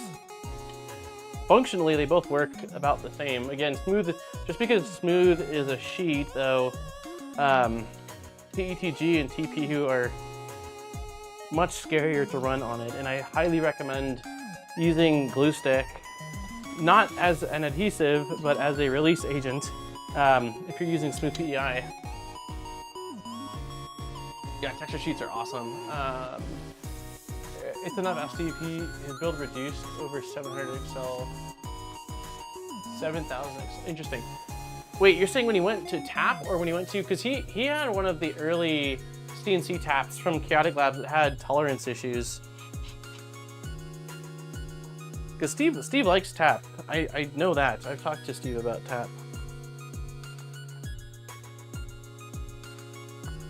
But I do know that he also had one of the early versions of the Chaotic Labs CNC taps, and there was issues with play in the small linear rail.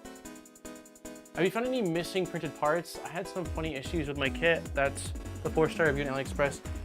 So far, no. I thought that it was missing the little centering pieces, like these guys, and so I printed out my own, but then I ended up finding them. So far, no, I haven't. I do know that I'm pretty sure the kit only comes with functional parts. So if you were missing some of the like skirt or the filter thing on the back, I think that's because it doesn't come with it. But if you were missing functional parts, then yeah, no, it should have been in the kit. Okay. Sweetness. All right. Let's see. Where are we? I remember printing ABS on glass bed without enclosure and a jelly base on the ABS filament and acetone for bed in order. Oh yeah, you're talking about the ABS slurry is what they called it. I used for ABS. I never really did the slurry. Acetone smelled like death to me, and I didn't really like messing with it. So hairspray is what worked best for me for ABS. I did hairspray on glass for years for ABS and had pretty good results, other than dog hair being stuck to everything from the overspray.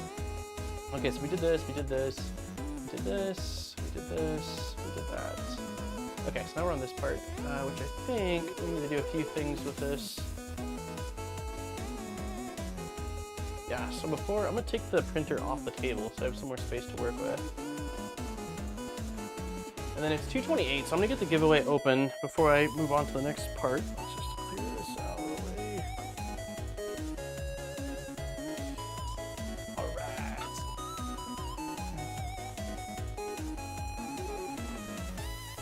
Alright, 1 second. Let me go to me. Hi, everybody. Giveaway form. Hey, we have 101 people watching. Sweet. And 60 likes. If you haven't hit the like button, please do. Giveaway form. Send. Link. Short link. Bam. Okay. Link is in chat. Nope. What the heck did I do? There we go. All right. Giveaway form is in chat. I'm trying to pin it, but I can't. Wait 1 second here. Yes, CNC tap. I don't know if they fixed it yet and is capable of 40K at 50. Damn. Yeah, I'm excited to. The VZBot's probably gonna be my fastest printer, I think. Okay, so pinning this now, you have half an hour to answer it. You don't have to be here to win. And if you don't have a Discord, just put don't have. It doesn't matter. I'll reach out to you via email if you win. I used ABS Slurry on glass before. The newer sheets were a thing. Yeah, a lot of people did. ABS Slurry was sort of like one of the main things. I was missing the feet and the XP. Oh yeah, that's not good. I had the character printed out of PLA till last week and I got tapped. Damn. Yeah, I know that should have been included. That sounds like a... Did you reach out? Did they offer to rectify the issue? I feel like they would have taken care of you.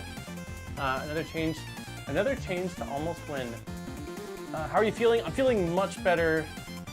I'm feeling much better. Thank you. I still feel my rib, like the part of my spine that hurts is like mid back and it's tied to my ribs. So when it locks up, I feel sharp pain from my lower rib to my back, and like even breathing is not very fun. So it sucks. It's awful. Like it's probably the most painful thing I experienced in life. Like it is really painful. So it's much better. But I still feel a little bit of the soreness. So just trying to take it easy. Luckily, again, right now this printer, since it doesn't have the bed on it or the electronics, it's not super heavy, so it's fine. But like, yeah, I'm just trying not to do a whole lot of heavy lifting, and then also keeping my arms like inward to my body versus like lifting out, and then using my legs versus bending my back. I know better, and then usually it gets to a point where like I'm just not thinking, or it's early, and I'm like, oh, like, because it only happens once a year typically, I just don't think about it every day when I'm doing stuff. And then when it happens again, I'm like, oh my God, this is why you have to be careful. So I've been able to print ABS and PEI without a brim. Interesting. How hot are you printing? I would say clean PEI. If it's smooth PEI, maybe you need to use some, what is it called? Metal. I can't think of what the term is. It's not called, is it mesh? It's like a metal scraping thing that gives you little micro scratches on it that helps bond. Yeah, temperature, first layer distance, temperature, first layer distance, and clean are the key things. Steel wool, thank you, that's the word. Steel wool for smooth can make a big difference. There's a finesse in the nylon lux when you get there. Okay, I appreciate that. Dawn soap, a streamer or washing pad, give it a proper wash. Yeah, I will say that with the powder coated PEI, after a while, I do isopropyl wipes, not isopropyl, yeah, isopropyl wipes every few-ish prints usually, just like a light wipe down, and that typically keeps it going for a really long time. But after it gets to a certain point, I do take my powder coated PEI beds over to the kitchen sink, a tiny squirt of the Dawn dish soap, like, and then I know my hands have oils, but I'll wash it in with my hands and then dry it with a paper towel, and it always brings it back to like perfect adhesion. So, okay. So we got a giveaway open, awesome. And we are moving on to here. Yeah. Okay, so the first printed part is going to be you. And 5 nuts.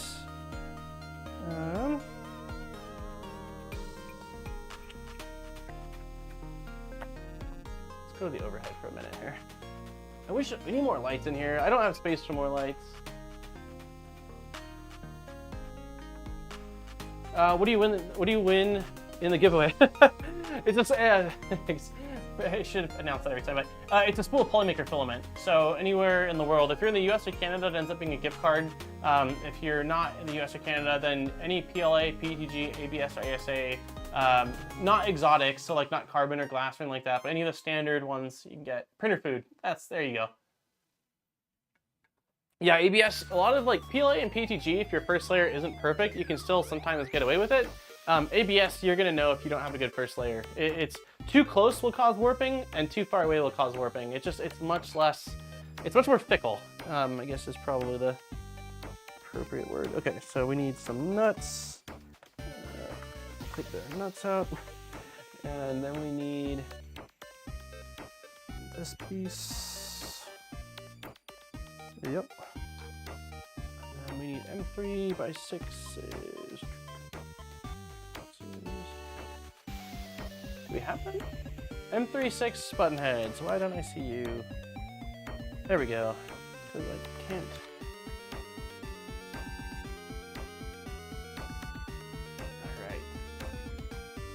So we are going to, let's see if I zoom in, if this makes it easily visible or not. That's as far as we can zoom in. Okay, so M5 nut is going into the printed nut trap that's right here. Large parts ABS and ASA, I use Dimafix on satin sheets, or Dimafix. Dimafix, so I know we sold that. When I worked at Matter Hackers, we sold that, but we didn't sell it for ABS typically. We sold it for, oh gosh, it's the stainless steel powder BASF Ultrafuse. It's a stainless steel filament. I know that, oh gosh, what's it called? The company that makes it, they're local to Orange County. They are, what's the stuff? It's also an adhesive that comes in what looks like a vape bottle. I cannot think of the name for it right now, but that stuff works really well for ABS and really any high temp filament. Someone's gonna know what it is. It looks, Vision Miner, Vision Miner Poly something. Somebody help me out here. Yeah, it's Vision Miner is the company. I just can't think of the product now. It's nanopolymer, right? Isn't that it? Isn't it? I think it's called nanopolymer. Almost positive that's what it is. Okay, so this is just gonna sit on top of here, and then we're gonna use. Interesting. Was I not supposed to use heat inserts? So this is just threading directly into plastic. It looks like. Okay. Yeah, nanopolymer. Thank you. I use it and love it. Yeah, I have never heard a bad thing about it. We sold a lot of it at Matter Hackers, and for high temp 3D printing, like even if you're getting above ABS, like polycarbonate, Peak, Ultim, like it works really well for the intense stuff.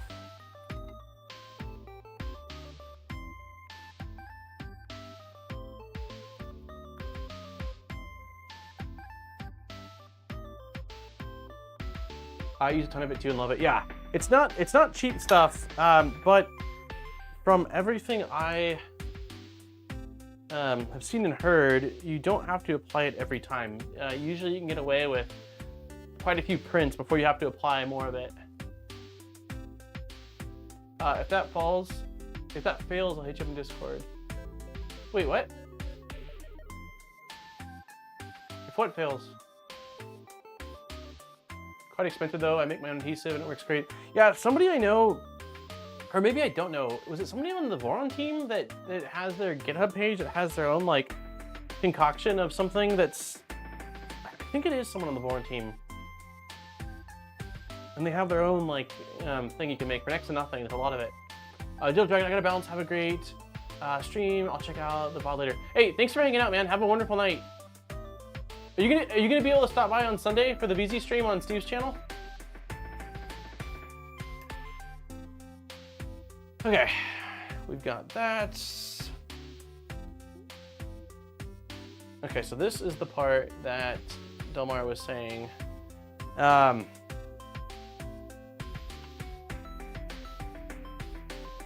Okay, so we need, let's grab everything we need. M3x12s. M312s, M312s, M312s, M312s. Let's take out 4 of them because we're gonna need 2 more. Okay, sweet. So I'll see you on Sunday then, man. I'm excited. It's gonna be weird streaming on a Sunday and streaming, you know, a few hours earlier, but super excited. Cannot wait. You want side-to-side movement, but no up-down movement. Okay, cool. That gives me something to work with. And then we need lock nuts. Lock nuts are going to be, hello, there they are. Lock nuts. And then okay, so, and we're only doing 2, it looks like. So only, where's our palm nuts? Okay, so it looks like what we're gonna be doing, try the overhead. I don't know how visible this will be. Nah, we'll go side cam. The black on black is really hard to see with the overhead because I don't have any light shining directly from the ceiling downward. Okay, so we've got our palm nut. We've got longer side and shorter side, and it looks like longer side goes upwards. We're gonna try that. Longer side upwards. Is that right? It looks right.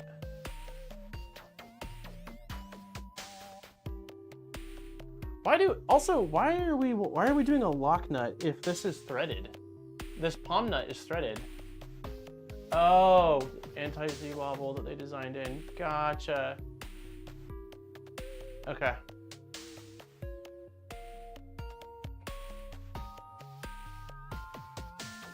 Interesting. So we're going to, does it matter which, okay, it does look like, okay, so with this piece pointing backwards, it looks like we want one screw to go in, like basically in alignment with it. So this hole and this hole.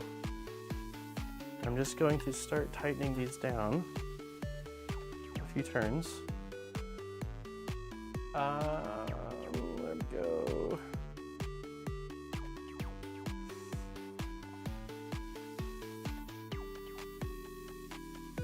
Okay. So now that those are through, we're going to use the lock nuts. And I'm imagining I'm going to have to hold the lock nuts in place. I think it has room to rotate otherwise, so let's see. This is going to be interesting.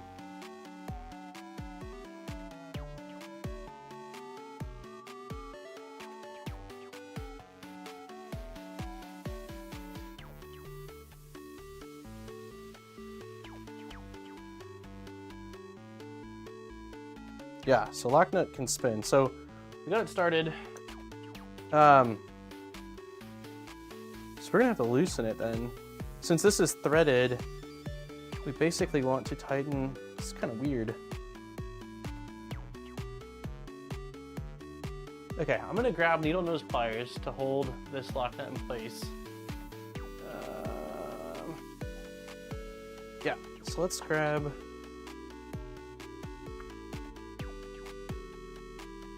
I don't know how well this is going to show up on camera, so I'm going to try to just explain it as I do it if it works. Jackson's screaming. Okay, so that's like that. Grip in the nut, and it fell off. Perfect.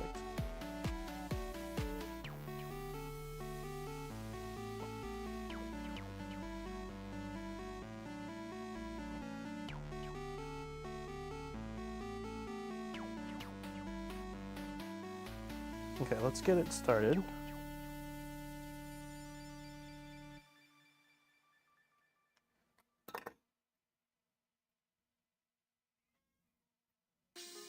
Okay, I'm gonna get the second one in and then I'll worry about loosening it a little bit more if I need to. I use a crescent wrench. I don't even know if I have a, any code.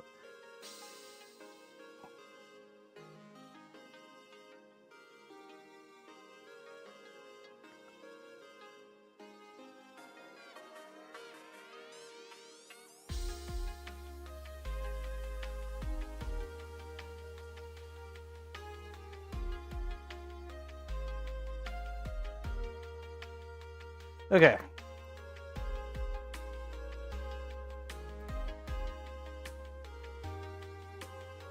So I'm gonna back these off. So basically, I'm gonna tighten the lock nuts so that way nothing can move, and then I'll back off from them so that way it has sideways movement but no up-down movement. That's my current game plan.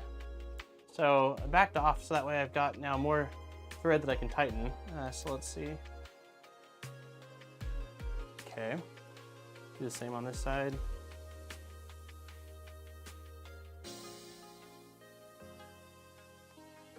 Okay, so now that should be pretty tight. Let me see if I can't loosen either of them. Okay, so now all I'm gonna do is grip each of these. Let me see if I lift this up. That way it's more visible. There we go. So I'm just gonna grip this one and make one counterclockwise turn. And then go back and forth on them until we've got some side to side. Well, we do have side to side there. That might have even been too much. What's your opinion, Delmar? Because you called this out. So I've got side to side. I've got I've definitely got a little bit of up and down. We want no up and down at all? As if so, I'll do like half a turn back. There's a very fine line. Yeah, because we've definitely got side to side here. But I feel like if I put my thumb in the center, I've got a little bit. Hey, what's up, Jose? Welcome. Long work day, huh?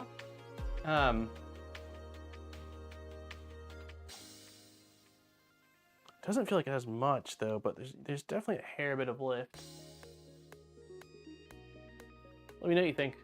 Don't fully tighten for best results. Don't fully tighten. That's all it says in here. Try to get no up down movement. Okay, so if that's the case, we'll do just a half turn back, if even that. So there, it's like a half turn. That one had a little bit more.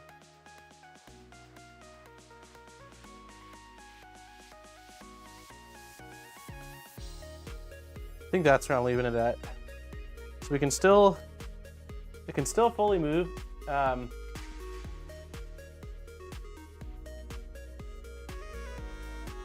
So it can still fully move. Pick it once the bed is loaded. Okay. Yeah, I think we'll leave it like that. I think if I go any tighter, it won't be able to really move, but I still feel like there's a little bit of friction on it being able to move side to side now, but not a ton. Like I think it still has that ability to move. Yeah, all right, we'll do it like that. Late work, damn query, data transfer too slow. Well, you're off now. That's what counts. And it's Wednesday, right? So halfway through, hopefully, the work week. Okay, so we're just gonna rinse and repeat the exact same thing we just did. So grabbing the other half, putting, getting the nut. Steve's a marathon man. Yes, Steve is a marathon man. I will agree with that.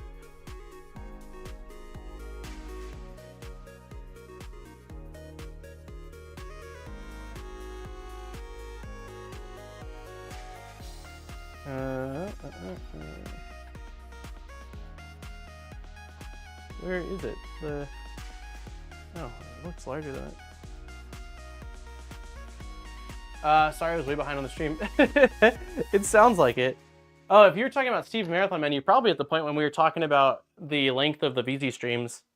Yeah, Steve's a beast. There's been many a time where I will message Steve later in the day on Sunday after he's done streaming, and I'm like, dude, you're a madman. You streamed for like 5.5 hours. It's just, I don't know how he does it.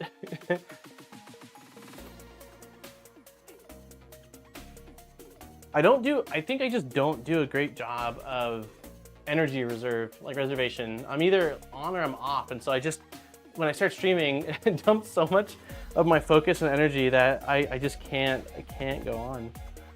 I get to a point where I'm like, food, nap, water, and then I'm okay later in the day. Jeez, Jack is screaming his bed. He got a Mickey Mouse yesterday. Aaron got, he's been watching some like classic Mickey on Disney, and Aaron got him a Mickey Mouse, kind of like a plush, I guess I describe it as.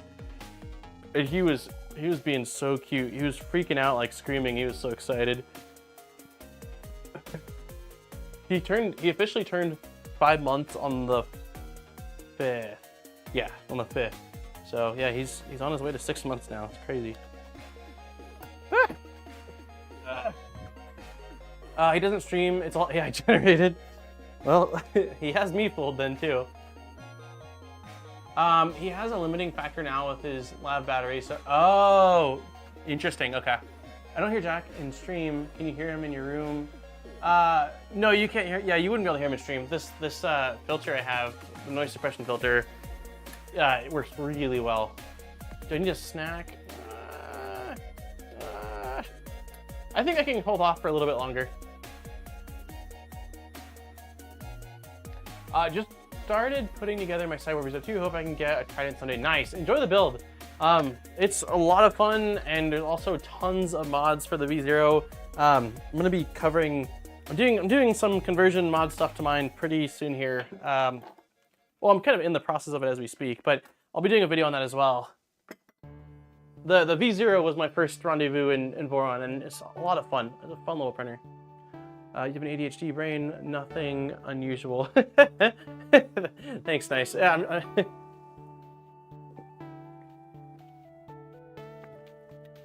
yeah, I've got him watching Pokemon, the original show, or like the original, I don't know what the first one's called, but like the original, with Ash going to Pallet Town and all that stuff. We're on episode 10, it's really exciting. Okay, so we've got this, so we need to do what we just did again, which is take another one of these, and we're gonna go long side of the post upwards. We're going to align the holes like this. So same thing, like this flat portion, hole there and hole there is the two that we're going for. I think. I'm gonna verify that before I, yeah, no, that's right. Come on.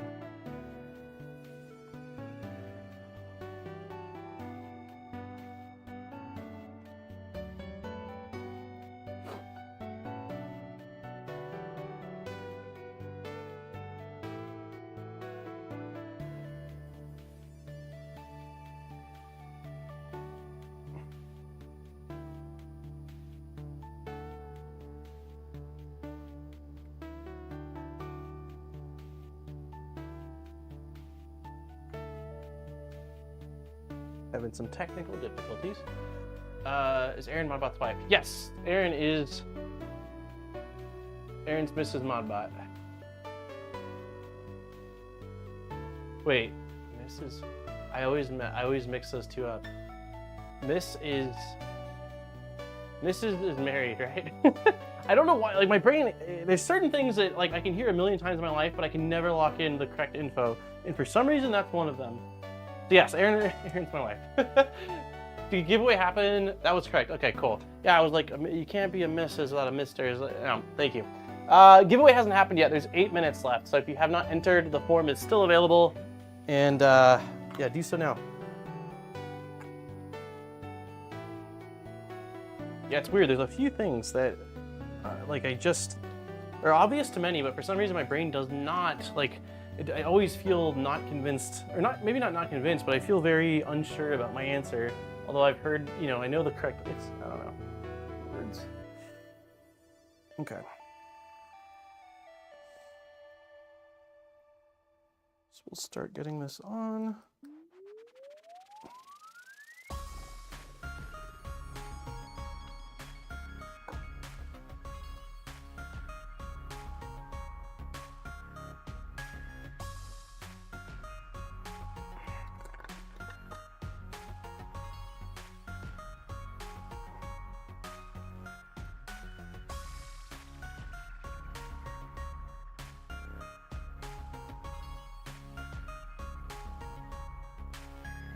Jack sounds pissed. The kid is such a fighter. He like, even when he's exhausted, man, he just fights, sleeps so hard. He's now doing much better where he's sleeping through the majority of the night, and it is like game changing, but putting him down for naps or bedtime, it's like, if we're lucky, and like a 45-minute event. If we're unlucky, it's like 2 hours of just screaming. It is awful. Yes, I just made it. Sorry, messing around with the open LDP cluster stuff. Hey, no worries. Welcome, LC. Plus 100 viewers, only 43 likes. Only 43 likes? I thought we had 60 when I checked a little while ago. We got 79 likes. But if you haven't hit the like button, please do. We're trying to hit 100. It's our new target. Or like we're trying to do 100 trains. Today was a public holiday here. Women's Day. Where's here? You should have Konami face playing on your watch. Wait, you mean like Konami or Nami, the Big Tree Tech, little character guy? Okay, so we've got these started. Now I'm gonna back them off and try to fully tighten them again. The lock nuts. So this one is fully tightened. This one is Fully tightened. Oop. Okay. I'm gonna back them off now. Just a half turn.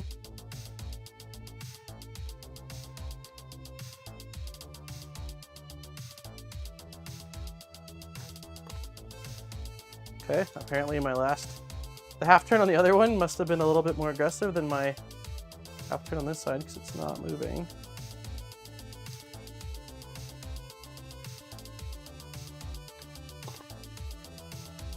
Okay.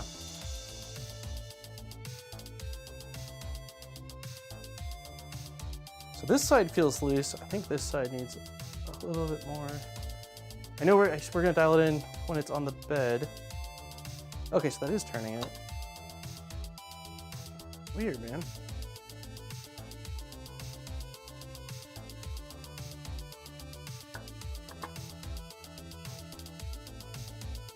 Okay, now it feels too loose. I at least want to get it so that way they're both feeling similar. Okay, that feels similar to the other one. We're going with that. Oh, South Africa, nice. Thank you for joining in. Nami, I mean. I don't know, I said Konami. Yeah, I figured you meant Nami, but Konami's cool too. Konami's Street Fighter, right? Mega Man? Street Fighter and Mega Man?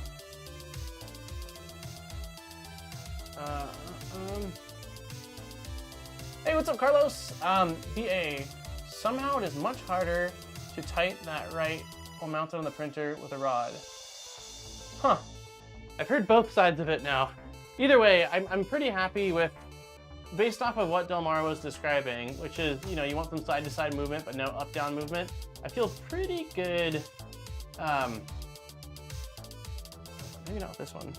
Oh wait, yeah. Yeah. I feel pretty good. Like, we've got some side-to-side, and I don't really feel like I'm, like, there might be, if there is any up-down, it doesn't feel like there's enough for me to feel it. So it would be real small. Konami's Contra. Oh, yeah, Capcom. Yeah, I'm screwing up. Okay, 3 more minutes on the giveaway. Let's chill for, let me see, what's next on this, but we're probably just gonna chill until the giveaway. Awesome, I gotta do it one more time. All right, and then we mount it. Yeah, we'll chill for a minute here. Last call for giveaway. If you have not entered into the giveaway, it is mounted in chat. It is mounted in chat. It is pinned in chat at the very top, and this is last call. So 3 minutes left, and then we're gonna close it and do our drawing.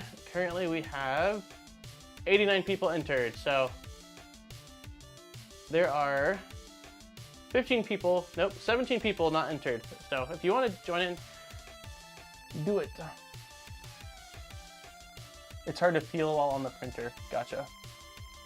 Okay, well, I'm just gonna try to get the last one to match up with these because I feel like if this is intended to be a for Z-Wobble, then I've got it set pretty good. It's able to move around in that pocket. And I mean, it's taken me a little bit of force to be able to move it back and forth. At least this one's a little bit easier. But with the weight of the bed, I think it'll have no issues moving this around if needed, side to side. Who is this guy? What's going on, tripods? Happy Wednesday. How's your back, dude? I canceled last Wednesday's stream because I pinched, I'm pretty sure it was a pinched nerve in my back, but I couldn't move for like 3 days.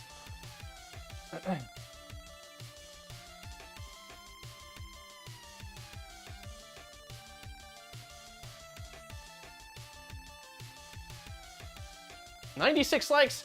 Okay, let's see if we can hit 4 more likes before this giveaway gets drawn. 4 more, that's all we need. Hey, Liz is in the house. Watch your leg, I'm here. Hey, Hobby. Entered to change the odds. Sick. I've seen you in a couple of the giveaways on me. So far, I haven't seen you win on this channel, but oh, 102 likes. Thank you, guys. Sweet, thank you. Do I still have, yeah, we got air horn. Thank you. All right, 1 more minute and counting.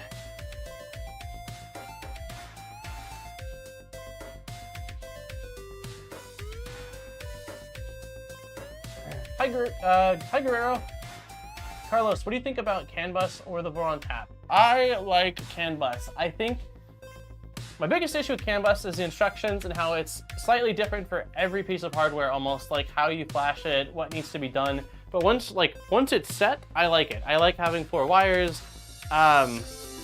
It's just cleaner than having a ton of wires running back and forth. So, and I don't have, my experience with it is now on 2 printers, but once getting it set, it seems very consistent and reliable. So I do like it. Voron tap I don't have experience with, but in theory, from my understanding of it, we're gonna be installing it on this build, and I'm likely doing it on the 2.4, but from my understanding of it, it seems like a superior solution once you get it set up and dialed in correctly. I've heard that configuring, someone I know had some issues with it, and it was related to the macros they were using, and once they got it set, it's been rock solid, so I do like it. Hey, KT's in the house. Sam's here as well. I just ordered a 5-stack bear kit. Nice. I was told to get in here, enter giveaway, and leave. Thanks. Nice. Perfect. All right, we are going to close the giveaway. So let me remove, let's see, remove and unpin. If anyone's in the middle of filling it out, you've got like 45 seconds, and I'll pull it down. Well, the back is still toast. What can you do with the guy with the leg and the crutches? Just keep on crutches. Oh, man. Yeah, I'm sorry to hear about your back, dude. Back stuff sucks. It is not fun. What's up, Rise? What's up, Susan? Is this all you're doing, Zombie? Is this why everyone's jumping in right now? Yeah, CAN bus is so nice when it's done. I spent an entire Saturday or Sunday trying to get CAN bus working on my V0.2, and the issue, it's always user, right? Like end user. It was my fault. But it was very silly what I was doing. I didn't realize that with CAN bus, so when you're connecting over USB, you have a serial ID. Serial ID is unique to your board. Once it's assigned, it's got it. But you can always see it in Clipper when you SSH. I didn't realize that once you had a UUID show up and you claim that UUID in the config file, it no longer shows up if you're trying to see it in like in your terminal. That caused me so much issue because I kept thinking I was disconnecting for some reason, but I wasn't disconnecting. It was working in the exact way it was supposed to. It's some little nuances like that. All right, let's go ahead and go ahead and do this. 114, you guys are awesome. Okay, I do need to download the giveaway thing because we're over 100. Okay. Downloads. Google Drive.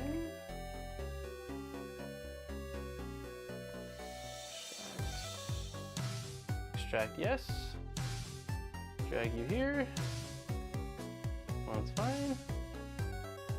How many people? I said 102, right? Yeah, so it should be 102. Why is this not working?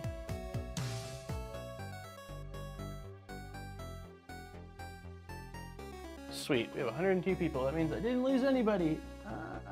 Go. And here we go. Sweet. All right, here we go. Document verification for CAN does need to be updated. Yeah. Make sure the CAN bus is legal in your area. What? What do you mean? Couldn't find the link. Link's gone now. Odds are against me. Alrighty. So before we get into it, massive thank you to Polymaker for allowing us to continue to give away awesome filament every single week. If you have not tried Polymaker filament, you are missing out. I mean, everything from standard filaments to ABSs, PLAs, nylons, water solubles, flexibles. They've got a massive catalog of incredible filament. So if you haven't tried them out, I highly recommend it. I've been a fan for years, well before they were sponsoring giveaways on this channel. So there's a link in the description down below if you want to check out their filament. If you do purchase something, it does also help out the channel. It's greatly appreciated, but of course there is no obligation. Anyways, for anyone that's new, the way this works is if you're in the US or Canada, you will end up getting a gift card. I believe it's for Zombie. How much? I need to write this stuff down. It's 35 plus shipping that you can use towards any filament or off of a more expensive filament, and then just pay the difference if you want. If you're in anywhere else in the world, it's any PLA, ABS, PETG, or what did I PLA, ABS, ASA, or PTG? Just not the exotic ones. Okay, I got it right. Yay! Awesome. And so winner will get an email from me, and you'll get a form, and yeah, then Polymaker's factory. I picture Polymaker's factory being a lot like Santa's village, where there's just like magic happening everywhere, and there's reindeer. And so that's where your filament's coming from. Anyways, let's go ahead and shuffle this. We're gonna shuffle it 5 times because Jackson is officially 5 months. So let's do that. 1, 2, 3, 4, and 5. All right, good luck, everybody. In 3, 2, oh, wait, the neon ABS came out? The neon, I didn't know it came out. Okay, 3, 2, 1, good luck, everyone. That's super exciting. I remember hearing about it. I think Nick posted something. I didn't realize it already came out. Oh, there's Zombie. There goes Zombie. Jeff H, you are our winner. Let's see, let's go back here and we'll do a little bit of cheer action. Jeff H, congratulations, you are this week's winner. I'll send you an email later on today and you can pick out your filament. I didn't realize they came out with neon. Is it on? Let me see. I would have laughed if Zombie won today. Let's see. Nope, not Polymaker.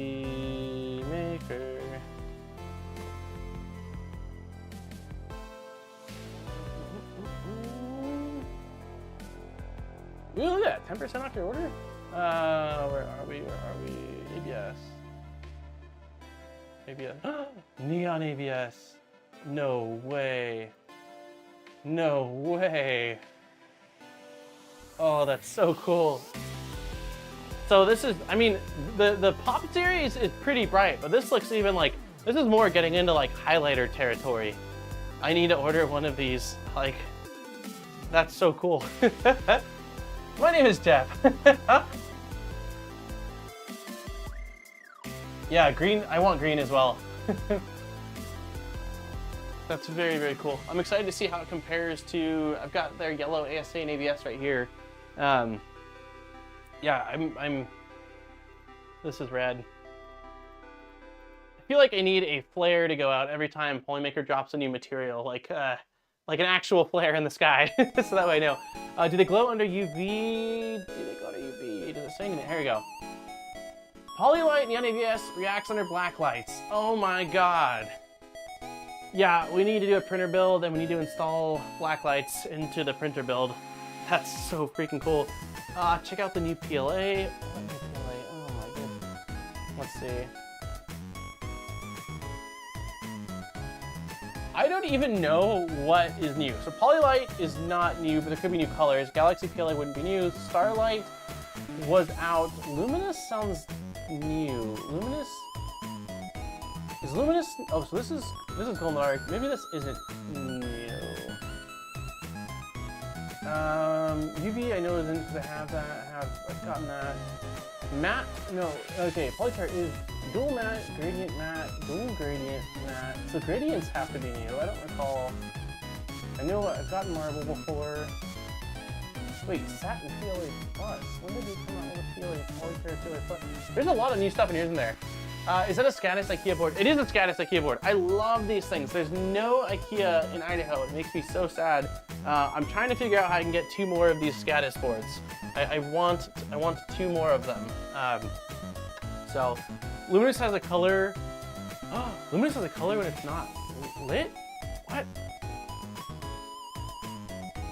Where is it? Where is Luminous? Luminous. There we go. Okay, is a high quality PLA designed for reliable and easy printing. Luminous series is a colorful glow in the dark PLA for most innovative applications. Oh! Wait, so you're saying... Luminous looks really cool. I've made the Voron spool for it. You made a Voron spool for the Scatus? Do you want to show Jackson? He just woke up from a nap. You guys want to see Jackson? He's 5 months now. He's a big boy.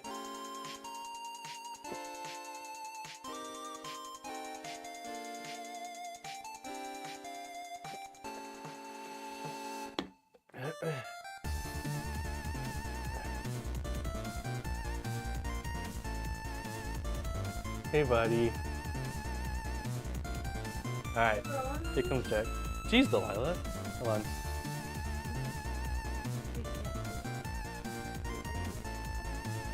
What's up, kiddo? I heard you screaming not long ago. Look at him, he's growing. You say hi, buddy? Look, he's smiling. He's smiling. Hi, buddy.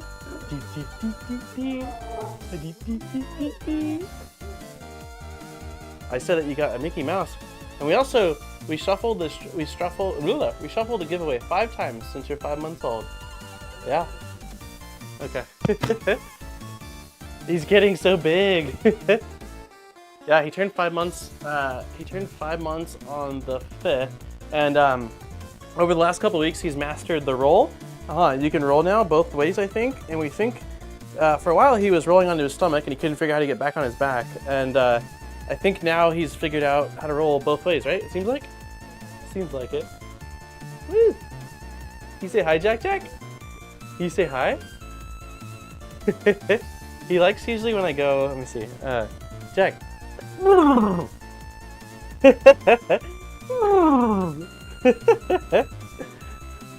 Oh, buddy. Yeah, he likes the lights. He's like.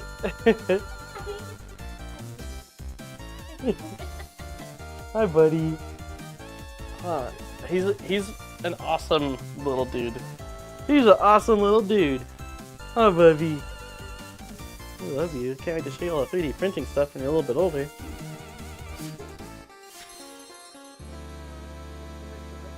Yeah. I heard him crying a lot. Hey, Bubby. You'd be good for your mama. He looks happy. He looks a little tired still.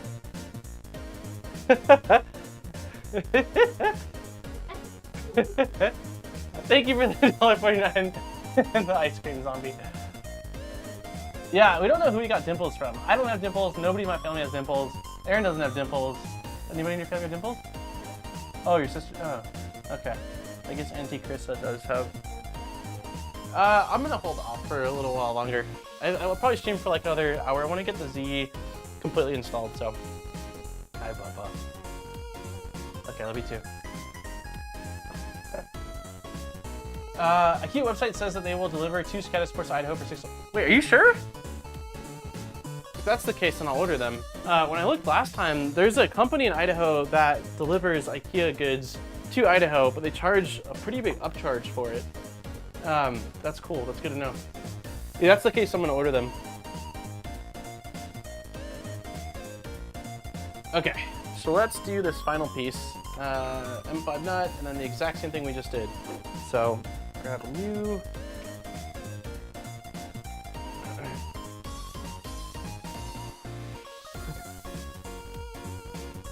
Got everyone good luck with the build. Hey, thank you for hanging out, PC. If you're around on Sunday, we're starting the VZBot stream over on Steve's channel. I'm gonna post it. I'll post it in the Discord as soon as we get it scheduled, hopefully tonight.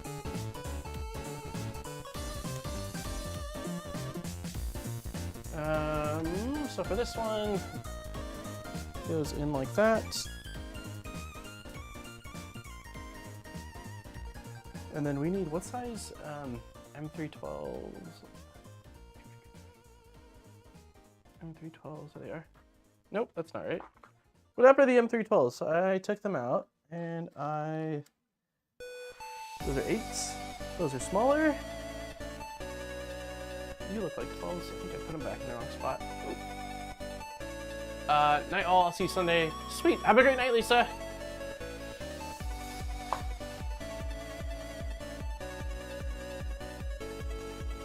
Chicken the Kyoto says in stock for delivery. Nice, okay. Yeah, I'm running out of space. I'm running out of space on this one, and I just printed out a bunch of these little. You guys can't see that. I'm not on the right camera. I printed out a bunch of these, which are these guys. So I think I printed out 5 more of them, so I don't have space for them. I've got like 3, and I got a bunch more stuff I want to hang up. I really like, for someone like me, I don't do well, like I like organization, but if it's complicated, like if I've got to like go inside of drawer, then box. Like, I just don't put things back. But if things are right here, then I have no problem being like, cool, you go back there, and it's just easily accessible. So I know I've talked to people that don't like pegboard walls or Gaddis pegboard walls. I love them. They work really well for me. So I'm just a big fan. Hey, what's up, James? VZBot content, loving it. Yeah, it's gonna be awesome. Me and Steve are very excited. Like this, I think 3 or 4 months ago is when we started working on this, and it's been a lot of work on both of our ends to figure out how to make it where this stream's gonna work, and hopefully it's an enjoyable experience for everybody. Yeah, I like pegboards. I mean, whatever, you know, I guess if nothing against anyone that doesn't like them, but I like them. They are bad to gather dust. Gotcha. Yeah, I guess I could see that, but yeah, I guess I could see that for dust. It's a sacrifice I'm willing to make. I like tool walls though, not necessarily pegboard.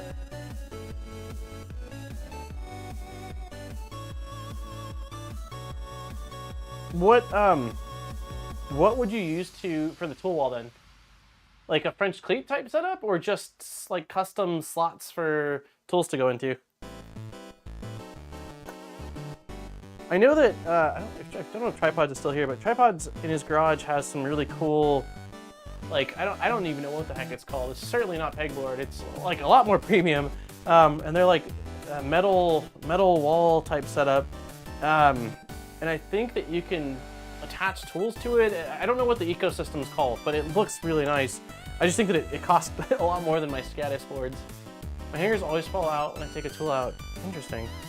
I guess these do in a sense as well. Like, if I don't open my crimpers and I just sort of try to pull them up, the hooks will sort of come out, but I just don't mind it. Okay, slat wall. That's what it is. It's slat wall. I'm almost positive that's what Tripod has. It's not cheap though. I think it looks incredible. It looks awesome, but it's just premium.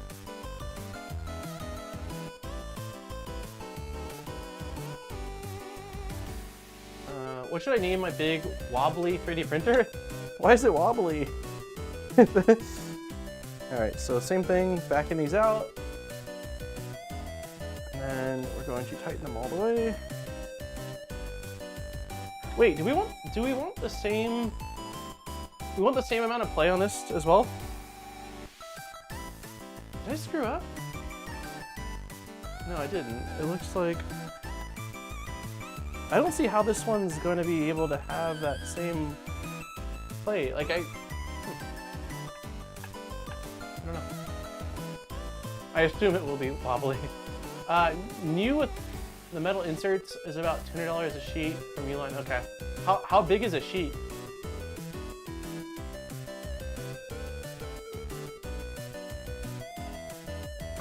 Shoot. It says don't tighten them the full way, so we'll do.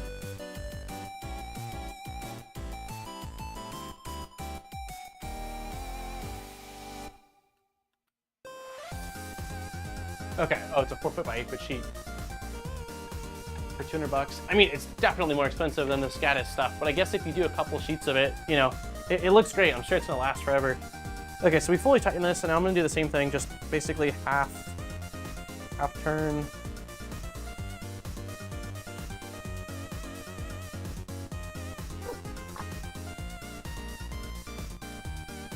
I feel like I turned it too much.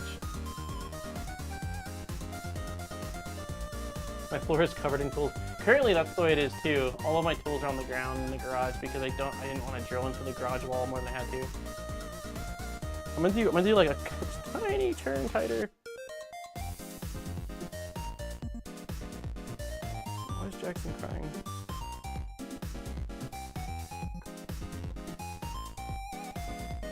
Okay, that's a little bit better. We're gonna stick with that. Don't fully tighten.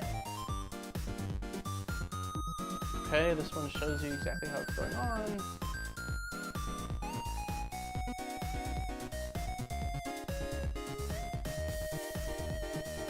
And these are M312s, which are these guys.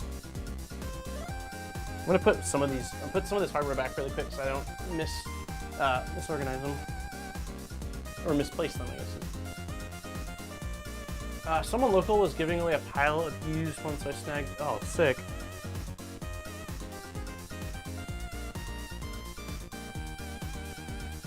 How heavy is a sheet of that stuff, roughly? I bet you see, and many of us have very unusual organizational ways. It works for us, it looks messy for others. Yeah, yeah. For example, like, when I'm working on a project, leaving everything in a mess, I know where everything is, and I feel like I can get through the project. But if I put things back, I like can't ever find, or someone puts things cleanly back where they're supposed to be, I can never find them. So yeah, I'm very much so in that category. Since I'm using 1,500 millimeters, holy crap.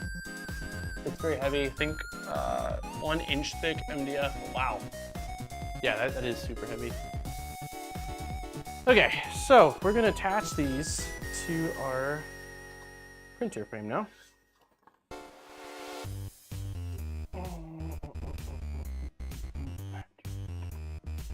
Okay.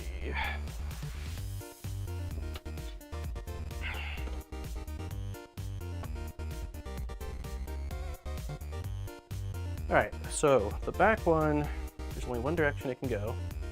Wait, I guess that's not entirely true. Yeah, so this is the correct way. Move this to the middle.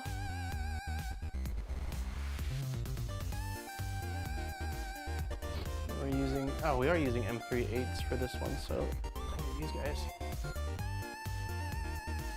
One MDF sheet is 128 pounds. Oh my god. Jeez. Oh wow. That's a lot more than I thought.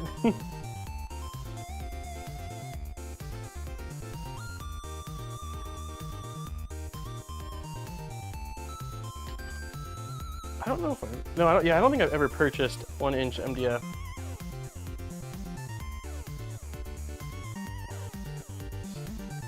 There we go.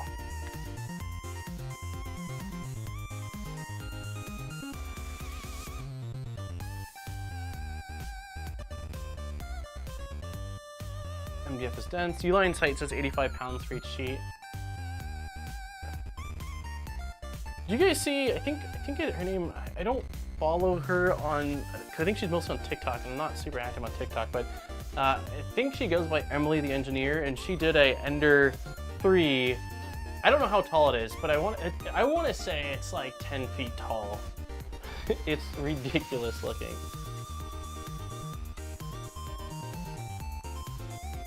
Most of my shelves I found at the thrift store. Yeah, in the garage I primarily have muscle racks. I like them a lot. I like that I can move them, and they use particle board, and they can hold a lot. Like, I mean, I've got on the shelves hundreds of pounds from printers and stuff like that. But I wish they were a little bit taller.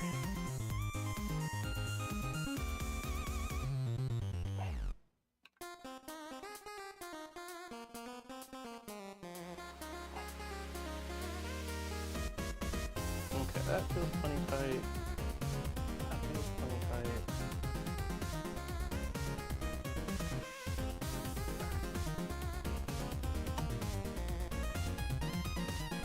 Okay. So for the side, well.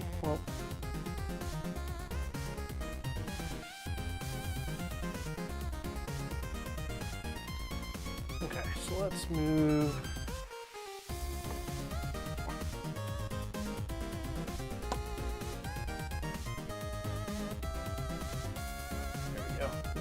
Kind of see that, hopefully. There's a video of Ultimaker 7 feet beam on the print. I think I've seen that. The massive Ultimaker. Okay, so we want the black facing upwards, or like the primary part, in our case, which is black. And then this needs to be centered, so this has to be right, like that. And for these ones, we need M312, so we need longer screws, which are gonna be these guys. These plastic parts are, no, these are I actually think this is eSun ABS Plus. I am not entirely sure, but I think that's what SIBOOR uses for everything. So they have, they were printed on powder coated PEI. They look pretty good. Some of them I feel like have a little bit of over extrusion, but I can't really complain. I don't think the quality's bad.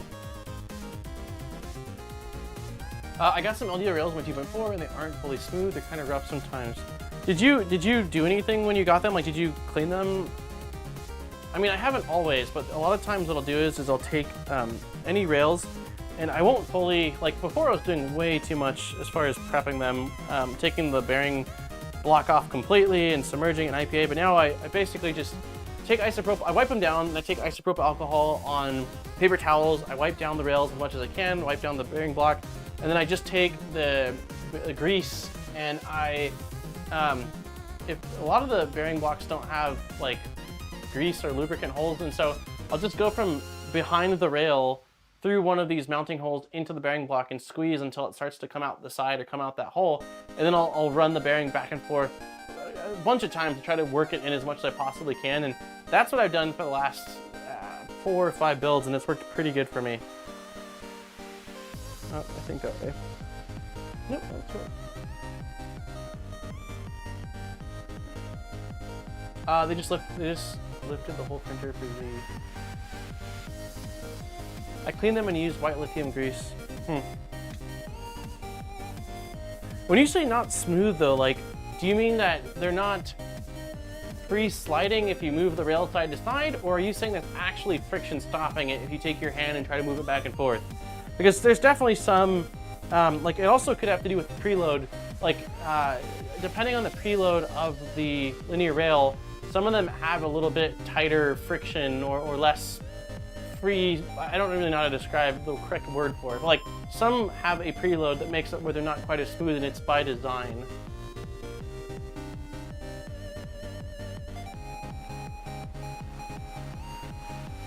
But yeah, if you have issues with the rail from LDO, I would reach out to them. They're really good at taking care of customers. I've never built a 3D printer, but I have for, man, I can't read the word with S. It looks like, I think maybe for sure. There we go, yeah. I have for sure taken apart several pre-built to repair for upgrade, yeah. My second printer ever was a full kit printer. I had the DaVinci 1.0, then after that I was like, all right, I want to build one from the ground up, and the kits were a better deal. I got the Fulgertech i3 2020 from Fulgertech, which they're out of Jersey, and that taught me a lot. Okay, I think we're good. Yeah. Okay, so let's spin. No, let's move you guys over here, like this. There we go.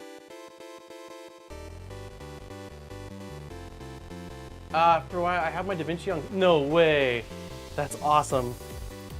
Part of me wishes I had kept my DaVinci. It was so modded though. I can't remember why I ended up getting rid of it or what I did with it. It's so many years ago.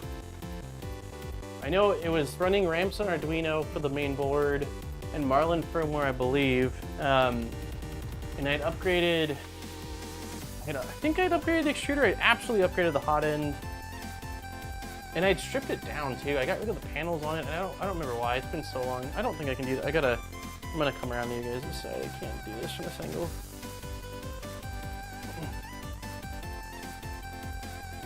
Whoa.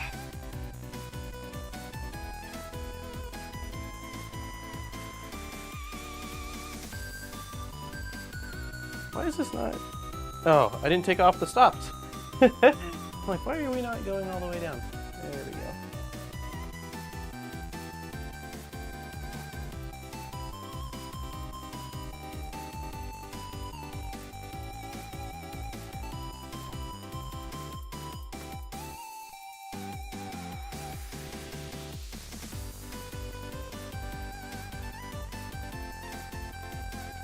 Okay, let's tighten this up.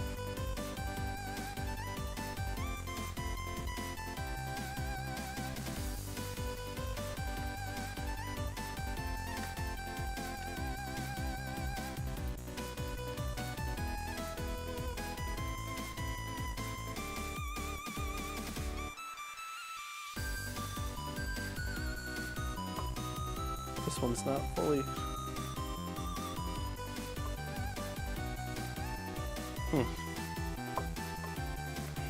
Did clean them. Sometimes after I apply the grease, it takes quite a while for it to work its way in to where it actually drops on its own. I'm not too worried about it though. Okay. I have a Micron on order. Nice. Stock DaVinci 1.0. Oh, just completely stock running clipper. That's cool. Oh, you're saying, well, that was your first printer, so it was a stock DaVinci 1.0. First CR6 Max monoprice i3. Oh, I had the i3 Mini, the little white one, really small build volume, running bed mesh and input shape. That's so cool. I feel like I need to be playing Zelda right now. Do it. Is there a market for pre-built Vorons? Would anyone out there buy a freshly built 2.4? I don't know if there's a market for pre-built Vorons. I mean, there's definitely a market, but like Trident, which I think is FormBot's, like a company FormBot owns, they make like essentially inspired by 2.4s, but they're basically 2.4s that use injection molded parts and are built more for manufacturing.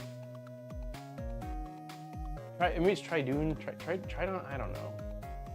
Okay, we got that in place, Now we're flipping the printer upside down. Right, install the motors.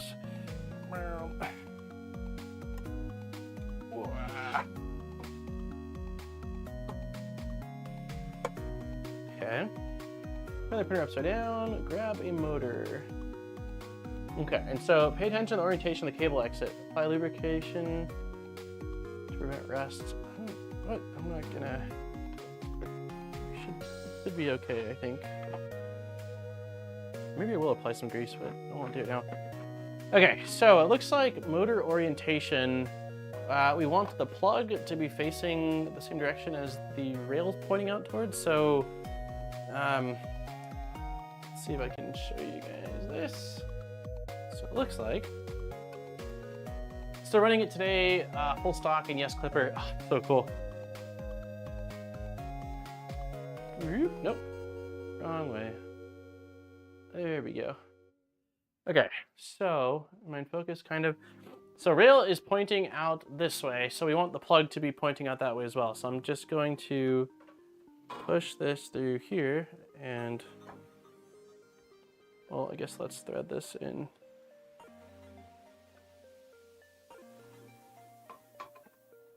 Okay, so that looks fine, and we're gonna use M312s, which I think I have out. Yeah.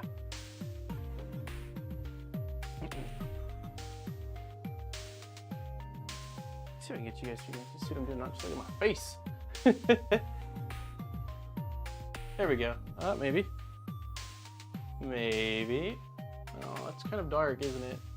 Oh, I'm doing my best. I don't know what else I can do. Maybe this angle. No, this is just not the pretty angle. We'll get through this quickly.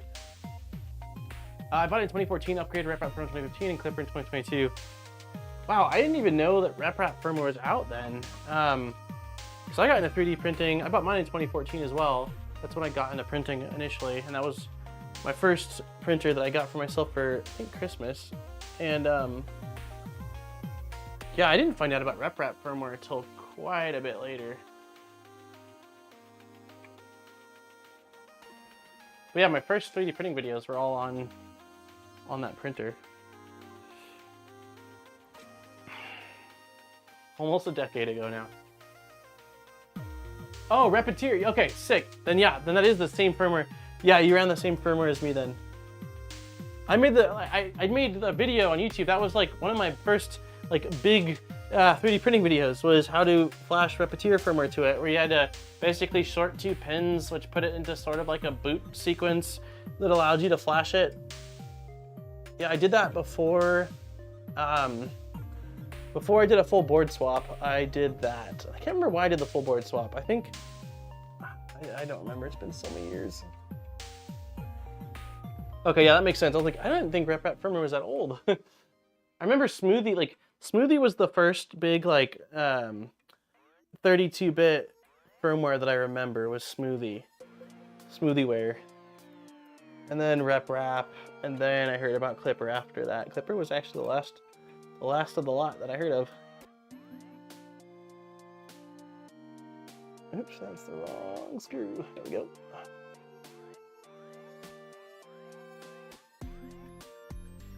Okay, I think we're good. I don't want to over tighten this.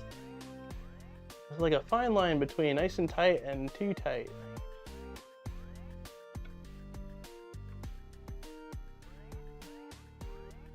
I know I was watching. You were watching. You watched that video back in 2014? I had no idea when I bought that printer that my channel was gonna become like a making and 3D printing channel. I was doing all video game stuff prior, like hacking, video game hacking, modding stuff. Okay, so for this one, plug also needs to go out the same direction. So facing, rail is right here. So we want the plug facing that direction as well. So we'll grab the next of these stepper motors. That's awesome. That's actually, I met Chuck through all the DaVinci stuff back then. Like I didn't know anybody back then. I mean, the 3D printing YouTube scene was like nothing back then. The main people I remember when I started off was Angus, Tom, Chap, Joel. That might be it. That might be everyone that I remember back then. I know that Make Anything was doing more 3D printing stuff, and he sort of switched off. Like, he still does 3D printing stuff, but he was like more specific to 3D printing, and then he swapped over to more like project-based stuff, which is really good. He does an awesome job at it. The guy's super creative. But yeah, I met Chep around then because I think he said that he used my video to get his flashed, and that's when I was like, oh, sick. Because I'd been watching some of his too. I mean, again, it was such a smaller space back then. But yeah, he was one of the main ones. Chuck was one of the main that I talked to back then because we just got into it around the same time and both really connected because we were both using the same machine. So when I ran into an issue or he ran into an issue, we were able to talk about it and stuff. It was really cool.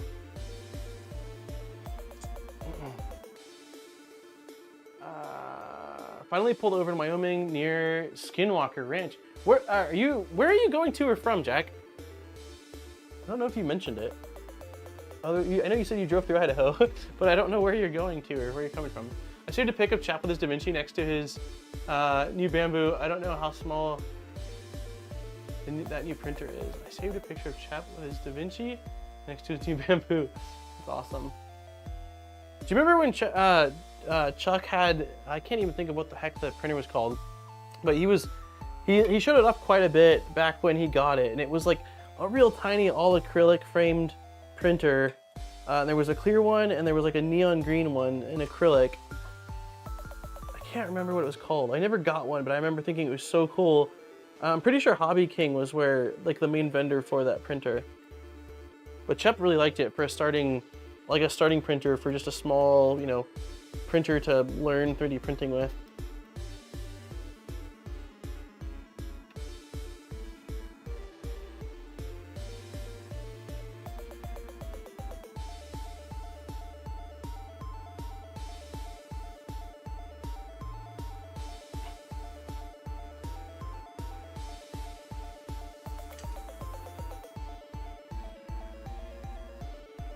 Left yesterday. Washington.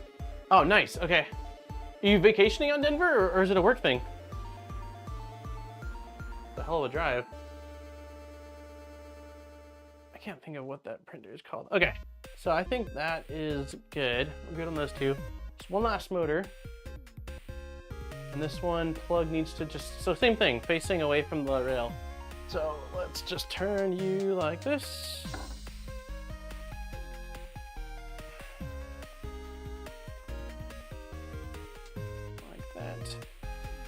Motor goes like this. Oh, a little bit of foam stuck on our motor.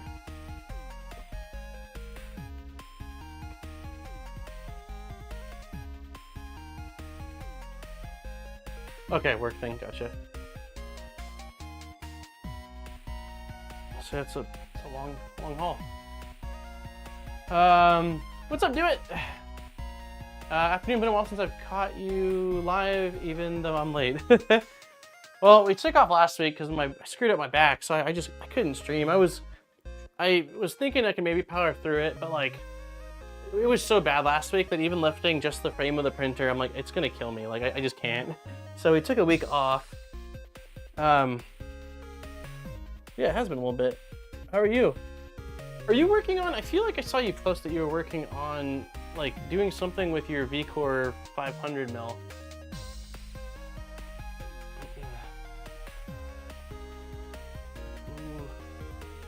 I have a bad back.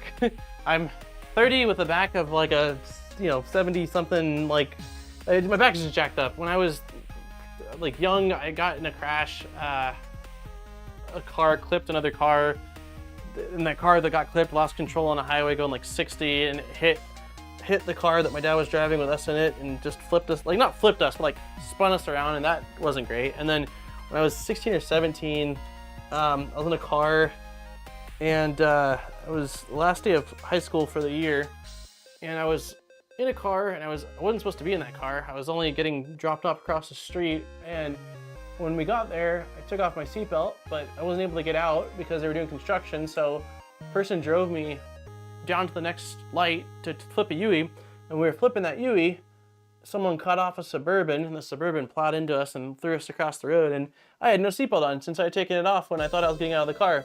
And so I got thrown from like back left of the car to back right, and the impact hit my back, and like my back was like jacked up. Like it was like trying to be graphic, like it was like bleeding from the burn, like from it rubbing, like the friction of me being thrown, dragging against the back seats of the back. Yeah, so yeah, I got jacked up, and that's what I'm paying for. That is what I'm paying for almost once a year now. Yeah, I just finished rebuilding it. I'm upgraded to VCore 3.1 with some extras. Love, oh, the beacon, nice. I was just talking about beacon. We're starting on Sunday. Steve and I are building VZBot 235s. We're doing a like collab thing for a month or month and a half, where I'll be on his channel on Sundays, he'll be on my channel on Wednesdays as we're building these. And I'm gonna build it stock so it won't have any kind of leveling. I think it's just a manual setup. But I've got a beacon. It's been sitting here for now, for almost 8 months, so it's gonna get the beacon after that. I'm very, very excited to finally have a printer that I want to throw the beacon on. But yeah, a 500mm bed seems like the perfect freaking printer for a beacon, a freaking beacon. I had an issue with my shoulder and went to chiropractor x-ray to find third vertebrae. Oh, jeez. Yeah, part of me is almost scared to like get an x-ray. I've never had an x-ray on it, but I should probably know what I'm up against. Hey, Pushing Plastic, how's it going? I'm sorry, I missed your comment. Beacon is a must, yeah, on the 500. Yeah, I think I'm gonna get a beacon for my Micron and Doomfork, done with probes. The beacon's gonna check your Micron bed so fast. All right, let's see what we've got. Okay, so now we're doing feet. Let me move this off the side. This will probably be the last thing we're gonna do. We're getting close to 3 hours, and my stomach is starting to talk. I can hear it. So I'm gonna probably figure out food and just relax for a little bit. Because I will be streaming on Sunday over on Steve's place. All right, so we need M3x6s, which I left out. 1, 2, 3. So we're gonna assemble 4 feet really quick here. That's my face, not the feet. Why is the f-stop? Interesting. I think I've got aperture set to automatic, and it seems like it's doing an okay job when I'm not. I don't know. It looks okay. Did you get both axes done? No, we're just gonna have a Z done today. So the next time we continue this will be probably after the VZ stream, unless we have to take a pause on it for whatever reasoning, or the VZ build, and we'll be picking up on X.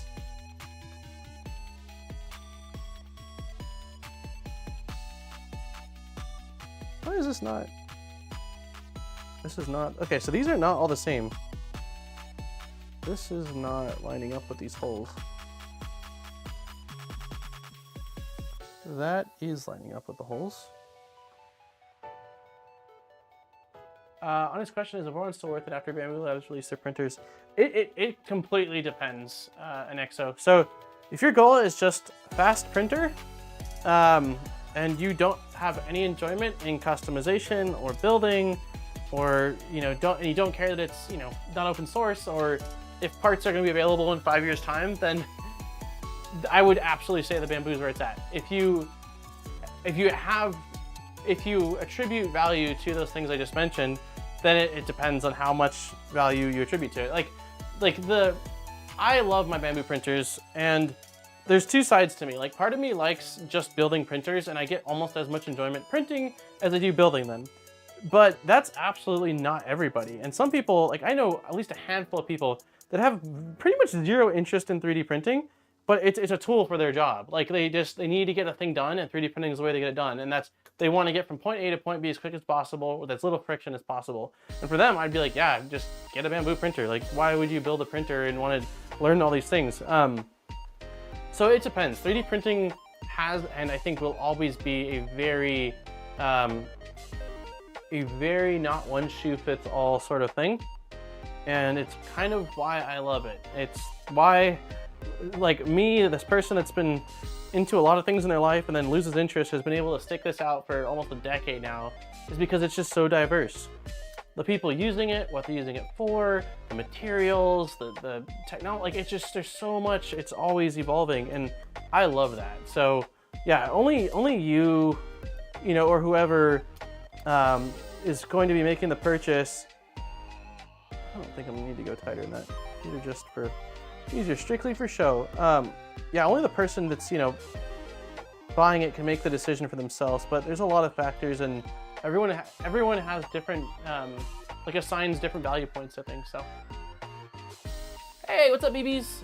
I love building way more than using, though I have plenty of reasons to use them as well. Yeah, like I bought a 3D printer thinking that I was just going to be using it for customizing video game consoles, like making custom case mods and stuff. That was it. Like I thought the technology was really cool, and I thought, yeah, I can use this. I'll, again, do that. And then I bought that DaVinci, and it's pretty much, it sucked, kind of. Like, I had a lot of issues with it. You can go back and watch those videos from 10 years ago. But it, I became obsessed with them. I became I'd never seen an object that can just make almost any other object. Like it blew my mind, and I fell in love with it, like the technology. Like it's so cool. I've seen it do so much, from just simple sorting accessories to making prosthetics for third world countries. Like there's so much stuff. It's just incredible. I love 3D printing, and I don't really care how people use 3D printers. I just like that there are so many ways that you can use a 3D printer. I don't know. Hey, what's up, Noom Eric? I'm just gonna go with Eric. What's up, Eric? Hey, Daniel, Montreal, nice, welcome. Another Daniel. All my problems went away with Clipper. Yeah, I'm sure it was a lot of it, the firmware. But I did have an issue early on with thermistor stuff. I remember that was the first issue I ran into. After like 2 prints, the thermistor failed or something, temperature sensor related, and it took them forever to send out a replacement. When I got it, it didn't fix it, and that's when I think I said, screw it, I'm gonna do my own thing. And that's when I just basically cut all the cables and found ramps boards and Arduino, and was like, all right, I've never done any electronic stuff like this, but I'm gonna figure it out. And it nearly destroyed me. It was awful. There was no information other than hidden deep in forums, and but having come from the video game hacking space and not having experience in that and learning a lot over years, I knew that I can learn it. And so I took the time and learned as much as I could. I broke stuff, I read stuff, I succeeded, I failed.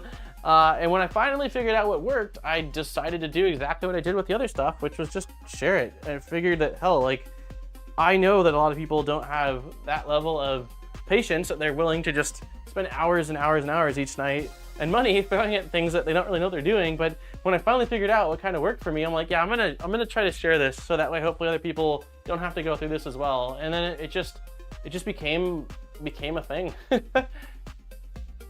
But yeah, I've mentioned it before, but like I never wanted to do YouTube. Like I just hated how much work and how much gatekeeping there was when I was trying to do the video game hacking stuff. And when I finally learned it, I was like, all right, I'm gonna make some videos on it. And then I got feedback from a few people, and this was probably back in 2010. I mean, it was probably 14 or so years ago. And like that I helped them with whatever it was, and it started all of this. My first commercial was one Folger i3 acrylic. Oh, nice. Pesliz, hey, I'm in Montreal. I think 3D printing is neat. Yeah, you drank the Kool-Aid, Zombie. You've drinking the Kool-Aid. But I think it's cool to see, like, I mean, coming from the fact that like prior to getting into the 3D printing space, you weren't really in the 3D printing space, and how you were able to come in and like become like sponge up so much of the information and do your own thing. And like I don't know, it's been really cool to see.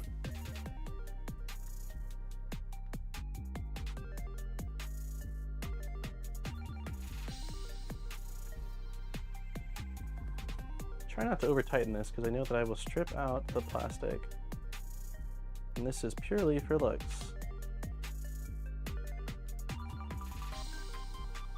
Did you end up swapping the Z mounts to be correct? I did not, Zombie.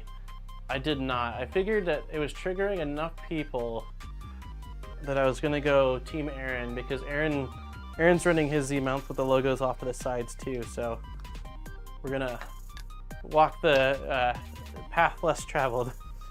So if I have any issues with the printer, I'll know it was the Z mount being in the wrong direction. Are the blue sections dampers? No, these are, as far as I'm aware, these are purely aesthetic. It's just to give your skirts a nice little contrast of your accent color. I don't believe, I mean, someone can correct me if I'm wrong, I don't see how this performs any dampening. All the dampening is just the rubber feet that go on, like these guys do that. But yeah, these are, I don't think they serve any purpose other than pretty, which counts for something. I'm all about it. I'd love to try YouTube especially tutorials, but I don't know how to properly document the process of creating something or fix something. I tell you what, I had no idea either, and I still am learning every single day. I've never had any formal training on any of the things. It's all just been trial by fire. Started off making absolutely horrible videos. You know, people commented saying, hey, you should probably get a tripod. I don't like watching your videos because you handhold your camera all the time. And I said, that's a great idea. And I bought a tripod. And then, you know, like it was one thing after another. Like it's constantly, I mean, even from, I watched a video that I made 2 years ago, right? And I've been making videos now for probably 13 or 14 years roughly. And even 2 years ago to today, I'm like, wow, 2 years ago, I was making not good content. It was bad content. Like, I'm not happy with what I put out just 2 years ago. So I think it's just a matter of doing the best that you can. There's a lot more resources out there than there was even when I started. And I mean, phones are better. I think, geez, when I started 14 years ago, maybe the phone that was out was like the first Android that came out, the T-Mobile G1 or whatever. Like, they didn't have these crazy good cameras. And so my first camera that I used was my brother's flip phone, or not flip phone, gosh, what's it called? The flip cam or whatever they were. I don't know if you remember that. They were like a rectangular camera with a screen, and they had a little switch on them. They flipped out a full-size USB port. It did 720. It was groundbreaking. That was my first camera, and I mean, it was awful, and it just was all bad. So, yeah, I don't know. I just started, and I really enjoyed it. And when I was younger, I got in a lot of trouble. I wasn't really a great kid. In high school, I hung around with a lot of people doing not great things, and so I needed an outlet, because I have so much energy. You guys have seen like my squirreliness. If I don't do something productive, I can be quite destructive. And so the video game hacking and the video creation was like a way for me to dump all of my energy into something that had like a net positive result. Like, it was helping people, because even when I started, like, there was no monetary incentive to start YouTube. Like, I mean, going back to let's just say 2011 or 2012 when I started playing around with it, like, I didn't even know that like you could do anything like business related or like it could become a thing. I surely started because I needed an outlet, and after making a couple videos, it was fun, and like I was really into the nerdy stuff. Like I didn't know I was when I was younger, but when I got to high school, I was like, yeah, no, I've been an undercover nerd, I think, my whole life. And so it was really cool finding like-minded people through YouTube that we could talk about these things, because my friends that I had, you know, local to me that I went to school with, they did not know what the heck I was talking about 99% of the time. When I'm talking about like, you know, like flashing a JTAG or dumping the NAND, like it's like, you know, speaking a foreign language. So it was cool finding people that understood and were willing to contribute or help or whatever. So yeah, that's why it all got started. So I think that if you start just to have fun, I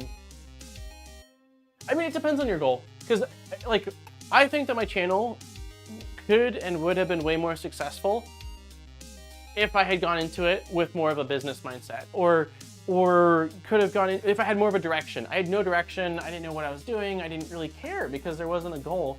But it also depends on, again, like, what do you consider success? Like, compared to a lot of, like, for example, my 3D printing channel wasn't that much smaller than a lot of the other big channels out there, like Tom 3D and Joel back then when we started, or Chuck's, and then they all very much so surpassed and, you know, to the moon and beyond. And I didn't really mind because my goal wasn't really to grow. But granted, as time went on, the amount of time I spend on the channel, it has to contribute financially to being able to continue doing it because of how many hours I spend on the video stuff. But back then when I started, at least, I was, I couldn't drink, so I was 19 or 20 at the time, and it just, none of that stuff mattered to me. I didn't care. Like, I had no bills. There's no incentive to do that. I just wanted to do something fun, and I liked that it was helping people, and I was meeting cool people. That was it. That was my only goal. And it's all of it to getting to this point. It's been refining it, but I still feel like I've tried my absolute best to stay true to that initial goal, which is to help other people out and share things that I think are cool with others. So it has to be fun. Yeah. Yeah, absolutely. Start with what you have. Like, any average cell phone is totally fine. The microphone quality on average cell phone is fantastic compared to any of the stuff that I was using, and yep. This is how it takes 2 hours to build Z feet. Yeah, I know, Zombie. You know that I can't focus. This is why, even with like here, when it's just Aaron and Jackson, like, some of my finest work is when I lock the door and say, I'm going into my dungeon for a few hours. Because if I have the door open and I hear her laughing, and I'm like, what is so funny out there? And then I'm like, what was I doing? So yeah, I need like no sensory, you know, nothing that's grabbing my senses. So, all right, let's do what's next. I find, I mean, we stream to talk about things as well, so I find it interesting when people bring up subject. Like, this is why it's going to take 2 months to build the VZBot. Hey, Steve. Yeah, and I was talking to Steve, I think it was last night or today, I don't know, but I was like, yeah, I think, you know, the build's gonna be like, I see it being what did I say, about a month, or it's gonna be a month? And Steve was like, and in my head, I thought it would probably be more, but I was like, let's see what Steve, you know, kind of thinks. And Steve's like, oh, it's gonna be at like more than a month. So I was like, okay, at least Steve's fully aware that like, that this is gonna be a marathon situation and not a sprint. Oh.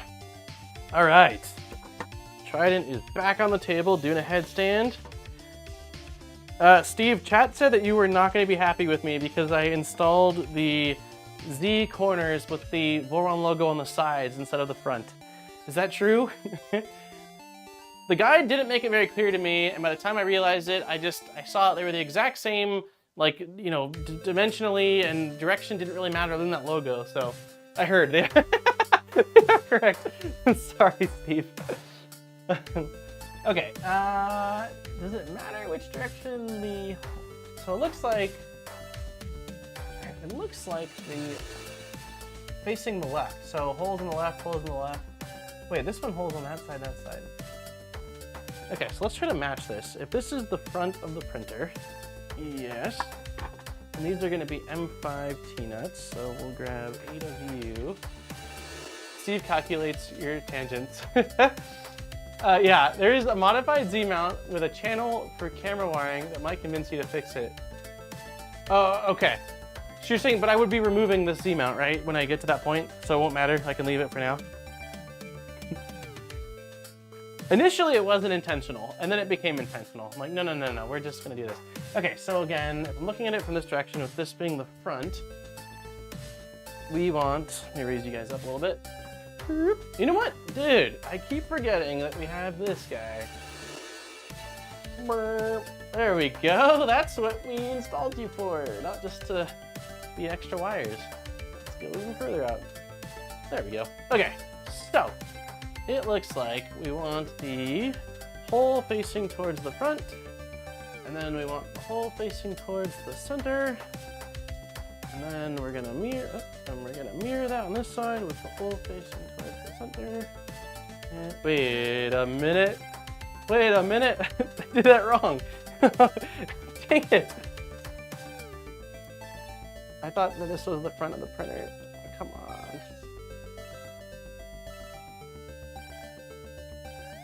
I never claimed to be the fastest builder. Have you considered using a bamboo hot end on this? Hey, what's up? It's Dude. Thank you for the $2. Have you considered... wait, yeah, but then they would be different per side, which is not okay. If I end up swapping that one for the camera, Steve, I will swap both for you, I promise. It's too late now. we're too far gone. Yeah, so I haven't considered using the bamboo hot end on this. This kit comes with a Dragon High Flow. Which I think is a really nice hot end. It's actually the, okay, so this is the front. This is the front of the printer. So we want hole facing. Yeah, it's the hot end that's in my first V0, and it has been incredibly reliable and just all around awesome. So I'm planning on running that. That being said, I am running a bamboo hot end in one of my V0s, and I'm working on, I can just show you guys it actually. I'm gonna do a video on it soon-ish. Let me show you guys this really quick here. Oh, it's like a freaking, I feel like, oops. Oh no. Oh, there we go. Okay. Diaper fun. Hey, Jack, thank you very much for the $5. Diaper fun, yes. He is getting better with the sleeping through the night, so we have cut back on the number of diapers, but boy, they still go quickly. Before it was like we were burning diapers. Okay, so this is the Dragon Burner shroud or main body, and I spent probably an hour, which Steve could probably do this in like 7 minutes. Spent like an hour modifying it to take the Bamboo Lab hot end because it's not a option that they offer for it. The main issues I had was, so I used basically like how Heart K made this for the mini stealth burner, where there's two holes. Oh, come on, dude. I can't really show this very well. There's 2 holes for heat inserts, and then because the hot end is offset, I had to offset the, this looks bad, huh? Let's get you guys a little closer. Okay, so yeah, I had to offset this slot because it still looks bad. There we go. Yeah, and so the issue is the heatsink, because of it being offset, doesn't fit. It's pushes into one of the sides on here. They do offer bamboo though. Last time I checked, no, they don't. Don't say that, 76. Did they just update it? Did they update it in the last 60 days? Because like it wasn't there 60 days ago. Oh my god. Well. Well, the good news is I screwed up on my revision. So one, like I had to remove an opening on one of the sides to make room for the heatsink. And then also I realized afterwards that I'd modeled it mirrored, so I needed to redo my modeling. So if that's the case, then I won't model it. I will just use what they have. So anyways, I have a cool Dragon Burner mount with quick PCB belt twisted. Yeah, they went hard on Dragon Rapid Burner. Yeah, well, I wish I. Well, either way, it was good. Yeah, look at Dragon Burner V7. Can you share it in live stream channel, please? Well, I was proud and I was gonna share it, but I won't share it because I did it incorrectly, and apparently the professionals have done it already. So that's funny. Well, I was proud. I was still proud. All right. Yeah, sticker. And then on the back side, we want hole going towards corner. Let's move this like this. Hole going towards corner and hole going inwards. And we've got, assuming the same thing. Yes. Posted and you should still be proud. Thank you. Yeah, I've been telling Steve a little bit at least that I've been wanting to do some more CAD stuff, and so I finally spent this was again a month and a half, 2 months ago now, but I spent some time designing it and I was like, oh, sick, and I printed it out and I was like, oh, it's great, and then when I went to go mount it, I'm like, oh no, I I didn't account for, there was something I didn't account for with like the nozzle direction where it needed to be. I think it was the direction of the wires coming off it or something like that. So hey, what's up Benny? Yeah, but I still feel like I learned a lot kind of in the process. I don't know, trying to look for the silver lining in my time dumped into that. All right, so what are we looking for here? We are going with the front, so front of printer's facing me. We're going with the right side, and what this leg needs to have is a whole orientation on this is absolutely tripping me out. So we want the hole to be facing the same direction as our wires for our motor. So let's see. So is it you? No, it's not you. So it's you.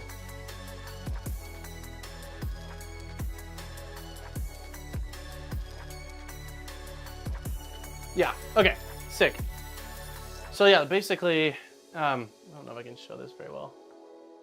No, it's so dark, it's so dark. I think it's primarily that blinds there. So anyways, but this hole needs to go in the same direction as the plug. That's what I referenced. And then there's this little opening right here that's on the front side of the printer.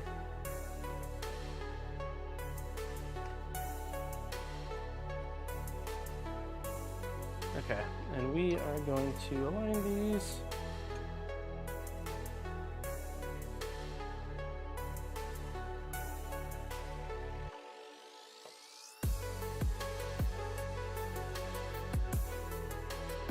You said you're doing Dragon Burner on your Twisted Tea? Okay, M5 by 10. M5. Oh, snap. So did I screw up? Are these supposed to be? Oh, I did it again. Okay, well, I didn't realize that right now, but these are a combination of M3 and M5 T-nuts, not all M5. So I once again goofed up. So M5 should be here. So let me remove what's wrong. Gosh, at least I caught it this time, kind of. I don't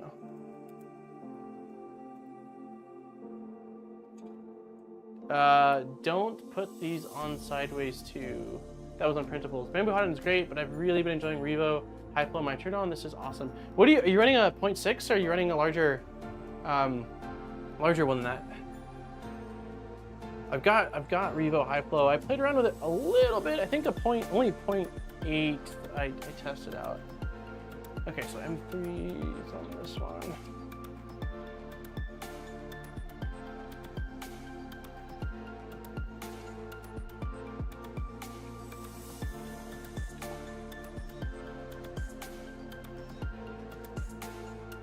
.4. They have a 0.4 high flow? For some reason I thought they started at 0.6. Check out T-nut. Oh, you said, Alan, check out T-nut size. I didn't even see it. If only I read. Okay, so we've got all of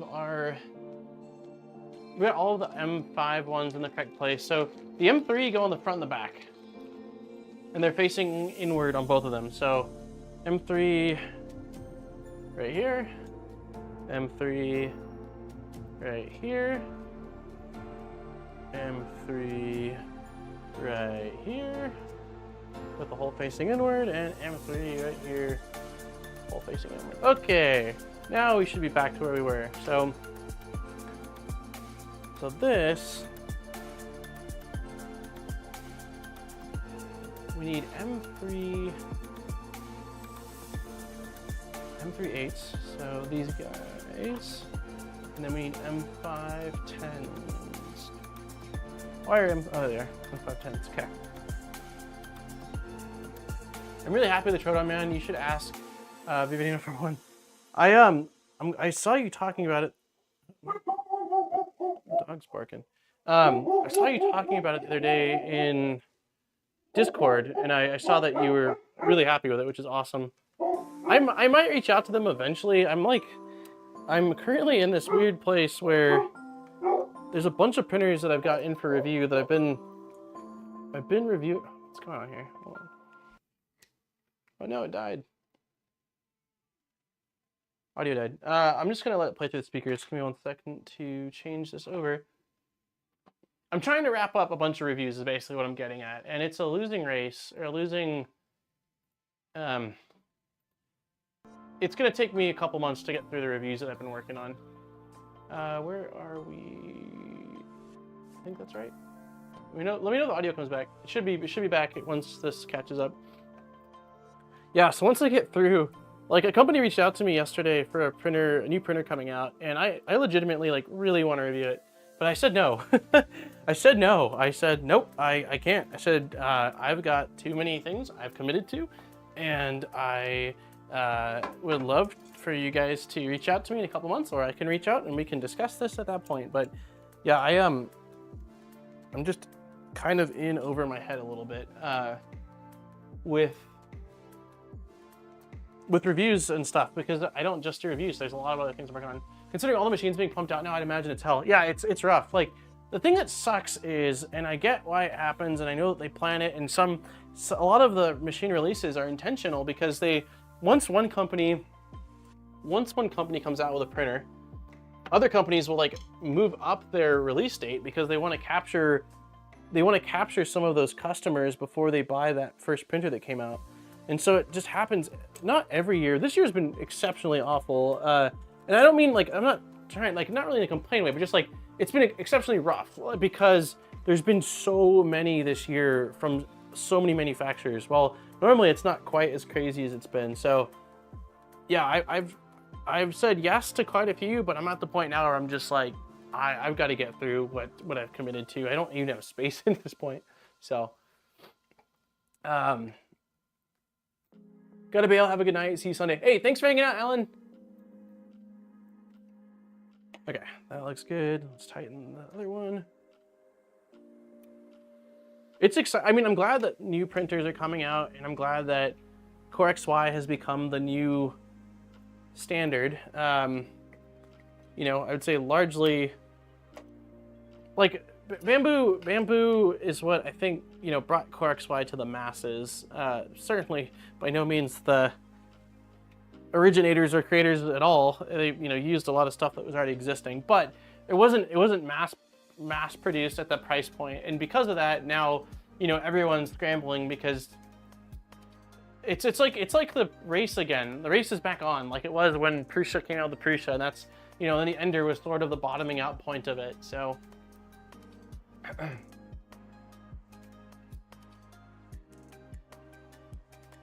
Okay, we need an M516. Unfortunately, I think a lot of newbies assume. Unfortunately, I think a lot of newbies assume. Does it say this? This is inverted core XY? I can't. I don't know why they added this little reaction thing. I can't read the last word of the first sentence. Is there a nut trap in this? M5 nut, M5 nut. You should get the NXK3 if you get the chance to. Yeah, it's on my list of printers I'd like to build, but it's a long list, and we've got plenty of stuff going on, so I'm very much so enjoying the printers that we've built.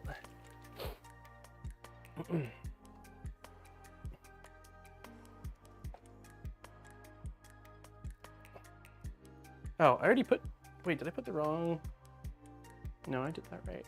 Interesting.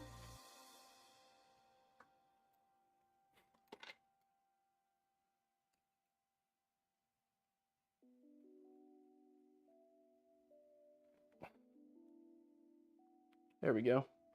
So with these feet, do not over tighten these feet. I've learned the hard way. On the 2.4 build, I tightened these too tight and I destroyed like 2 of them. So as long as these can't free spin, which this sir can't, like you're good to go. There's like a little metal piece in between the rubber and it's really easy to dent it or tear it. Outside of numerous builds, I really need to return I want my next printer to be a mega flinger. Speed won't be as important as volume. I've got a printer coming. Normally I don't really like big printers. But there's a printer I've got coming soon that I had agreed to months ago that of course is just now showing up. And it's a 500 by 500 by 500 bed slinger. And it's running Clipper and it's all linear rails and it should have variable meshing, I believe by default, and a high flow hot end. It looks awesome. And again, I don't really do big, but I know there's interest in it. And this one, I'm like, okay, this seems like for the build volume, an awesome printer. So when I have more info, I'll share it. I don't think it's public yet, but I will. Yeah, when I've got info, like when I can share it, I will share it, and hopefully it will be very soon. I think it'll be within 30 days roughly. Okay, it's public. It's the Cameo 500 by 500 by 500. All right, it is public then, Quinn. Yeah, it is that. It's the Cameo 500 anything. What motors did SIBOOR include? So they are stepper online for AB. I think no name for Z. Oh, there's a model. AFDE is a 1.5 amp, 1.8 degree. And then if I remember correctly, the extruder motor is Moons. If you can't store that. Dude, shipping that thing's gonna be a nightmare with that bed. Okay, so we need the next one now. We need this, which needs to be a mirrored version of it. So there should be a hole. This looks perfect. I'm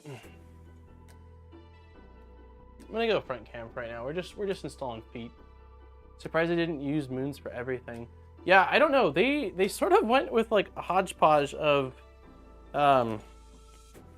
different things. Like even the rails, I don't know if you were here for that, but one of the rails is Highwind. At least it says Highwind on it. Is it authentic? I don't know. 1 second. Let me align this really quick. 2 of the rails are SIBOOR branded, and 3 of the rails are no name. So I don't know. I mean, if it works, I don't really care, to be honest with you. But it's still odd to me. Like, wouldn't it make more sense to just wait? This is not right. It's odd to me. Like, I think it would be simpler for them to source from one versus many, unless they just try to get the best deal they can get and sort of use it. I don't know. I don't know. I don't know why they do what they do, but so far it's all worked fine. There we go. Are the branded rails XYZ? Are the branded rails? Wait, what do you mean the branded rails XYZ? On this? Oh. Yeah, so yeah, Highwind's X, SIBOOR's Y, and then for the Z-axis there's no, I don't think there's any, oh, I can't see they're covered now, but yeah, I don't think there was any branding or model number or anything like that on there. It was just blank. Yeah, so the branded ones are X and Y, yeah. Like you said.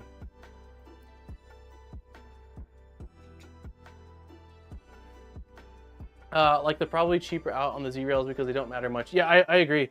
And I mean, I think it's actually okay, so yeah, I know I said I don't know why, but that's actually smart in my opinion. Like if they're able to offer a kit for less, and like they have to either cut into their margins, which they sure do, but they also have to figure out ways to make the kit cheaper. And the Z, like the main things are not having bent lead screws, right? Like that's the key thing, is not having bent lead screws. And so if the integrated motors are decent and the lead screws are straight, then you don't need crazy motors for these Z. Like, I mean, at the most they're traveling when you're homing, and you're doing some Z hopping, and that's it. So, yeah, I guess it. Well, I'm talking about motors, I guess, but rails too. I mean, as long as the rails are, you know, decent enough, then it should be a big deal. So I think either way, it'll be a good. Yeah, I think so as well. I think so as well. The plan is to mod this thing pretty heavily too. Not because we have to, it's just because I want to keep the 2.4 relatively stock. There's some cool mods that I really want to do, and this feels like the perfect printer to do them too.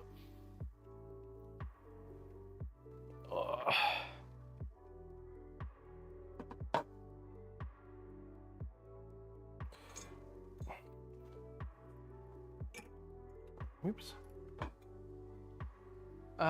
China collapsed, so sourcing parts is a nightmare right now. Wait, is this something recent, LSE, or are you saying from like the last couple of years? Okay, so for the back. Oh, I didn't put the. We'll do that last. We'll do all the feet, and then I'll put the rubber feet on them. Mind the part orientation. That looks correct. So I'm assuming. Maybe I shouldn't assume. Yeah, this looks right. So this needs to go. Nope. This needs to go like this. And like this. Yeah. Hey, John. Just popping in to say hi. Can't say long. Oh, no worries. Are you going to be around on Sunday, John? I'm going to be over on Steve's channel. We're starting the VZBot stream. So if you're around on Sunday, I will see you on Sunday. I can't tell if I have this aligned. There we go. In the last 6 months, we lost about 40% of our sources in China because they went under. Wow. You'll be in Hawaii? Oh, dude. Don't worry about it then. If you do drink, have a Mai Tai for me, please. And enjoy vacation. Nothing sad about that, yeah. That sounds awesome.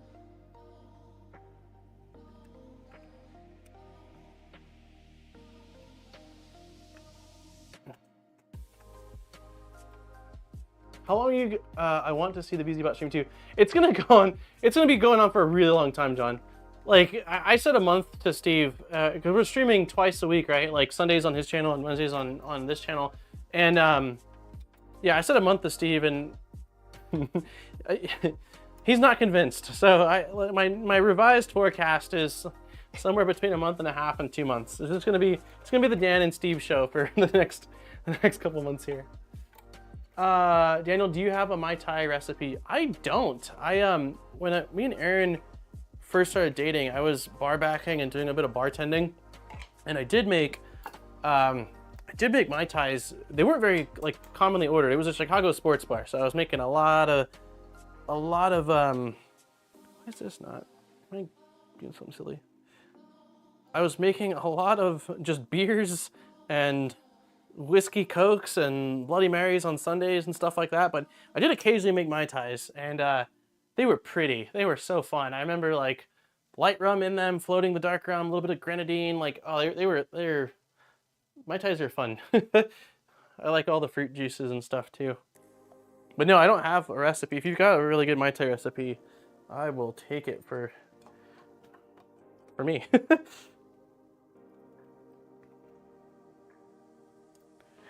Okay. The SIBOOR VZBot 2 Hudden needs to find a replacement silicone stock but can't find the model. I don't know what that model is either. I think someone told me it's almost a clone of a Triangle Labs hot end. It uses that same kind of circular heater. So I think if you go to Triangle Labs' AliExpress, you can probably find a compatible silicone sock. But I don't know the name of I don't know that there's an official name for that hot end from SIBOOR. It's like some kind of hybrid thing. I think is it CHC? Is that the name of the Triangle Labs hot end that I'm thinking of? I've never used it. I've heard a couple people talk about it though. Can I have one, please? Yes. ModBot meetup will have pizzas, sodas, and then Mai Tais for those that want Mai Tais.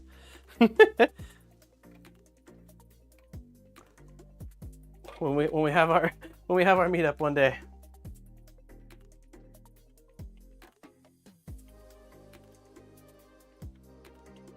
All right.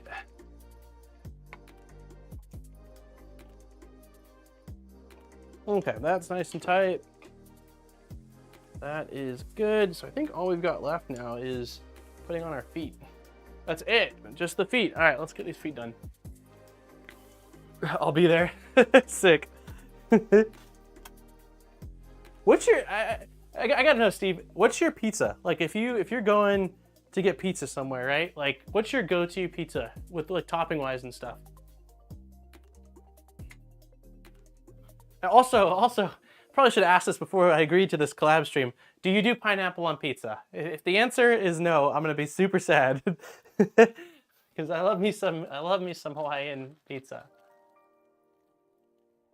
No drink for zombie. We can have sody pops. Pineapple? Ooh, yeah, pineapple ham. I could go for. Are you still having your 3D print? Oh, I'm putting this in the wrong place.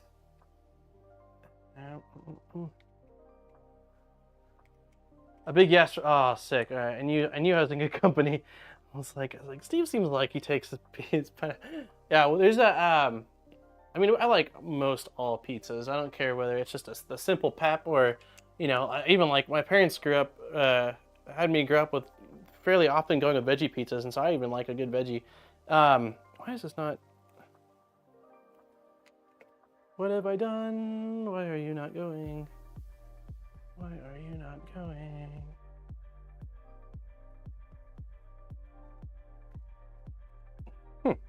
One sec. I can't tell if I don't have the nut far enough in, or wait a minute. No, this should be the same.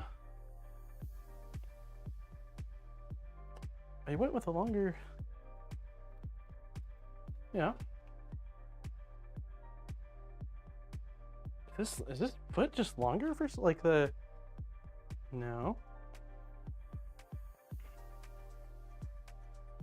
It looks like the nut is all the way.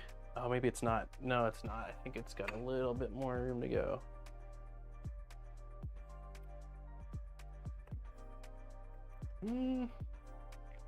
Is it me? What's happening here? I always assume it's me. What the heck? It's always the last thing. Top pizza, Moose's Tooth. Yeah, pizza's generally good. I like all meat style. Papa Murphy's has a good chicken bacon. I've never had Papa Murphy's. Isn't Papa Murphy's where they basically have it done and you bring it home and throw it in the oven? Our neighbor was talking to us about it. I don't think I've ever been to a Papa Murphy's. I don't know what's happening with this. Let me try the next one. There is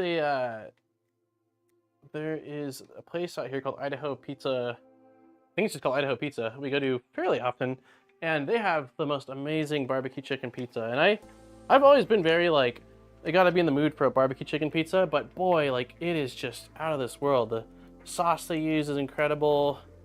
It's got like all sorts of fresh chopped up tomatoes. Okay, I'm doing something wrong. There's no way. Either I'm doing something wrong.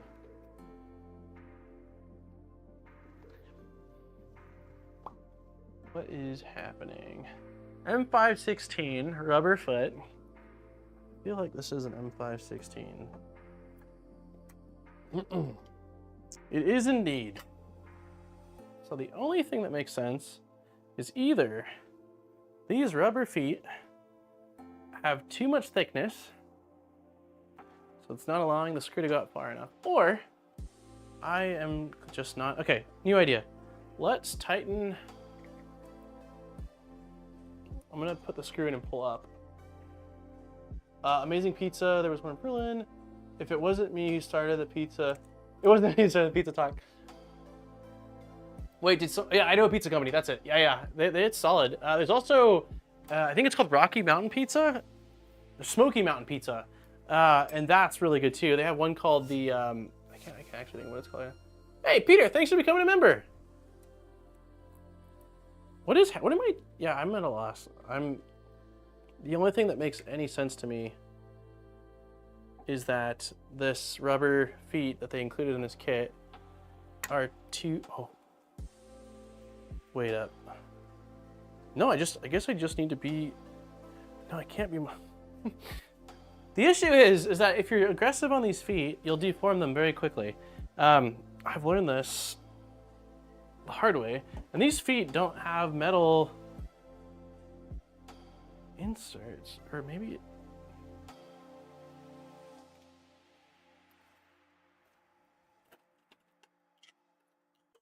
I'm turning it down so I can see it. It's being weird. You can tell when it's supper time because everyone talks food. Well, we skipped lunch today. Aaron made breakfast, and then we haven't had lunch yet, so I'm just hungry in general.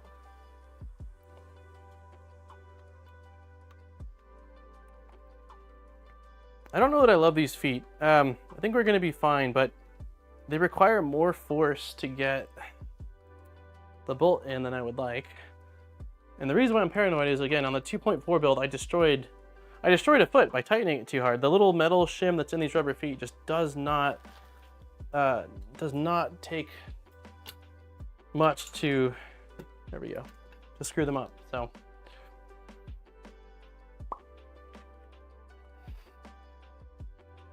I gotta go have fun. Hey, all right, John, enjoy your vacation, man.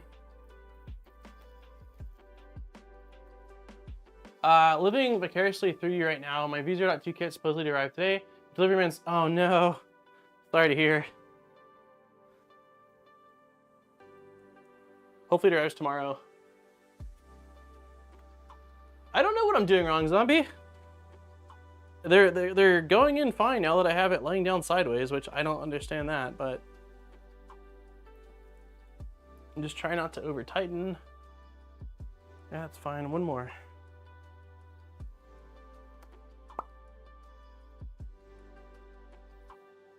I'm sure it's user error. Gotta be.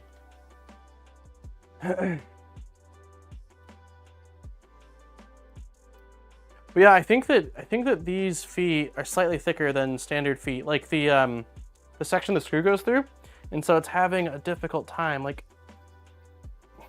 there we go. So my theory is a lot of times on these feet there's a little metal piece inside.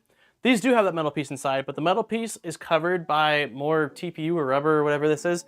And so I think that added thickness of the metal piece being covered is what's making them harder to screw in. Normally the metal piece is visible, at least on the ones I've purchased, like from the LDO kit and the ones I got on Amazon. Now I want pizza. Okay, we got it. Also dinner time, more like midnight stream. All right, we did it. We didn't really have that much issues today's build. The main things were I screwed up on T-nuts quite a few times, at least a couple times. I did these the wrong direction, and I could have fixed them, but was told it didn't matter, and so we're gonna run with that. The only difference is that the logos are on the sides instead of the front, which I still think looks really nice. But yeah, other than that, it was pretty smooth sailing today. Let me see here. So we're not going to be doing another Trident stream until the Steve and Daniel saga is over, which will be a while, but let me see what we got. So X is next, and then I imagine it's probably going to follow similar to the 2.4. Wait, toolhead next?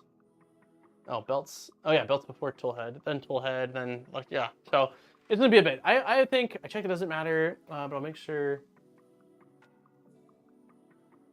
Oh, we'll make sure it does in the next revision. Okay, gotcha. So you're saying direction doesn't matter. Sweet. So once again, anybody that was not here the many times I announced it, Sunday I will be live on Steve's channel. We are starting the VZBot 235 stream. We'll be streaming there every Sunday at 10 a.m. Pacific Standard Time. That's right. And Wednesdays we'll be streaming on this channel at noon Pacific Standard Time. We're gonna go back and forth between channels for the stream. We're both gonna be building our own VZBots.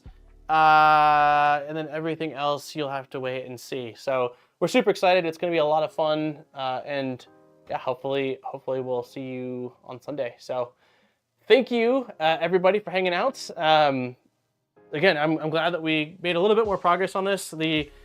It's starting to look more like a Trident, and I'm looking forward to next getting the belt and tool head on, but it's gonna be a little bit. Yeah, it's gonna be freaking epic. So thank you. Zombie posted Steve's channel, and we're gonna get the I'm gonna chill for a little bit after this, but later on tonight we're gonna try to get the stream schedule. If not tonight, then I would say latest tomorrow. And so as soon as I've got that, I will share it in Discord. I will share it on the community tab for YouTube. So I'll try to get the link out there for anyone that does want to be there. So we're doing 235s. Both me and Steve decided early on that 235 was the way to go. So yeah, we didn't want 330s. It's just a big printer. Have a great day, Indiana. All you people. Cool. All right, everybody. Thank you very much for hanging out and for liking and commenting and for new members and all the support. And hopefully we'll catch you on Sunday. I'm gonna go eat some food because I'm starving and we've talked about pizza for a while and I just need to go eat. So until next time, take care, everybody. Bye.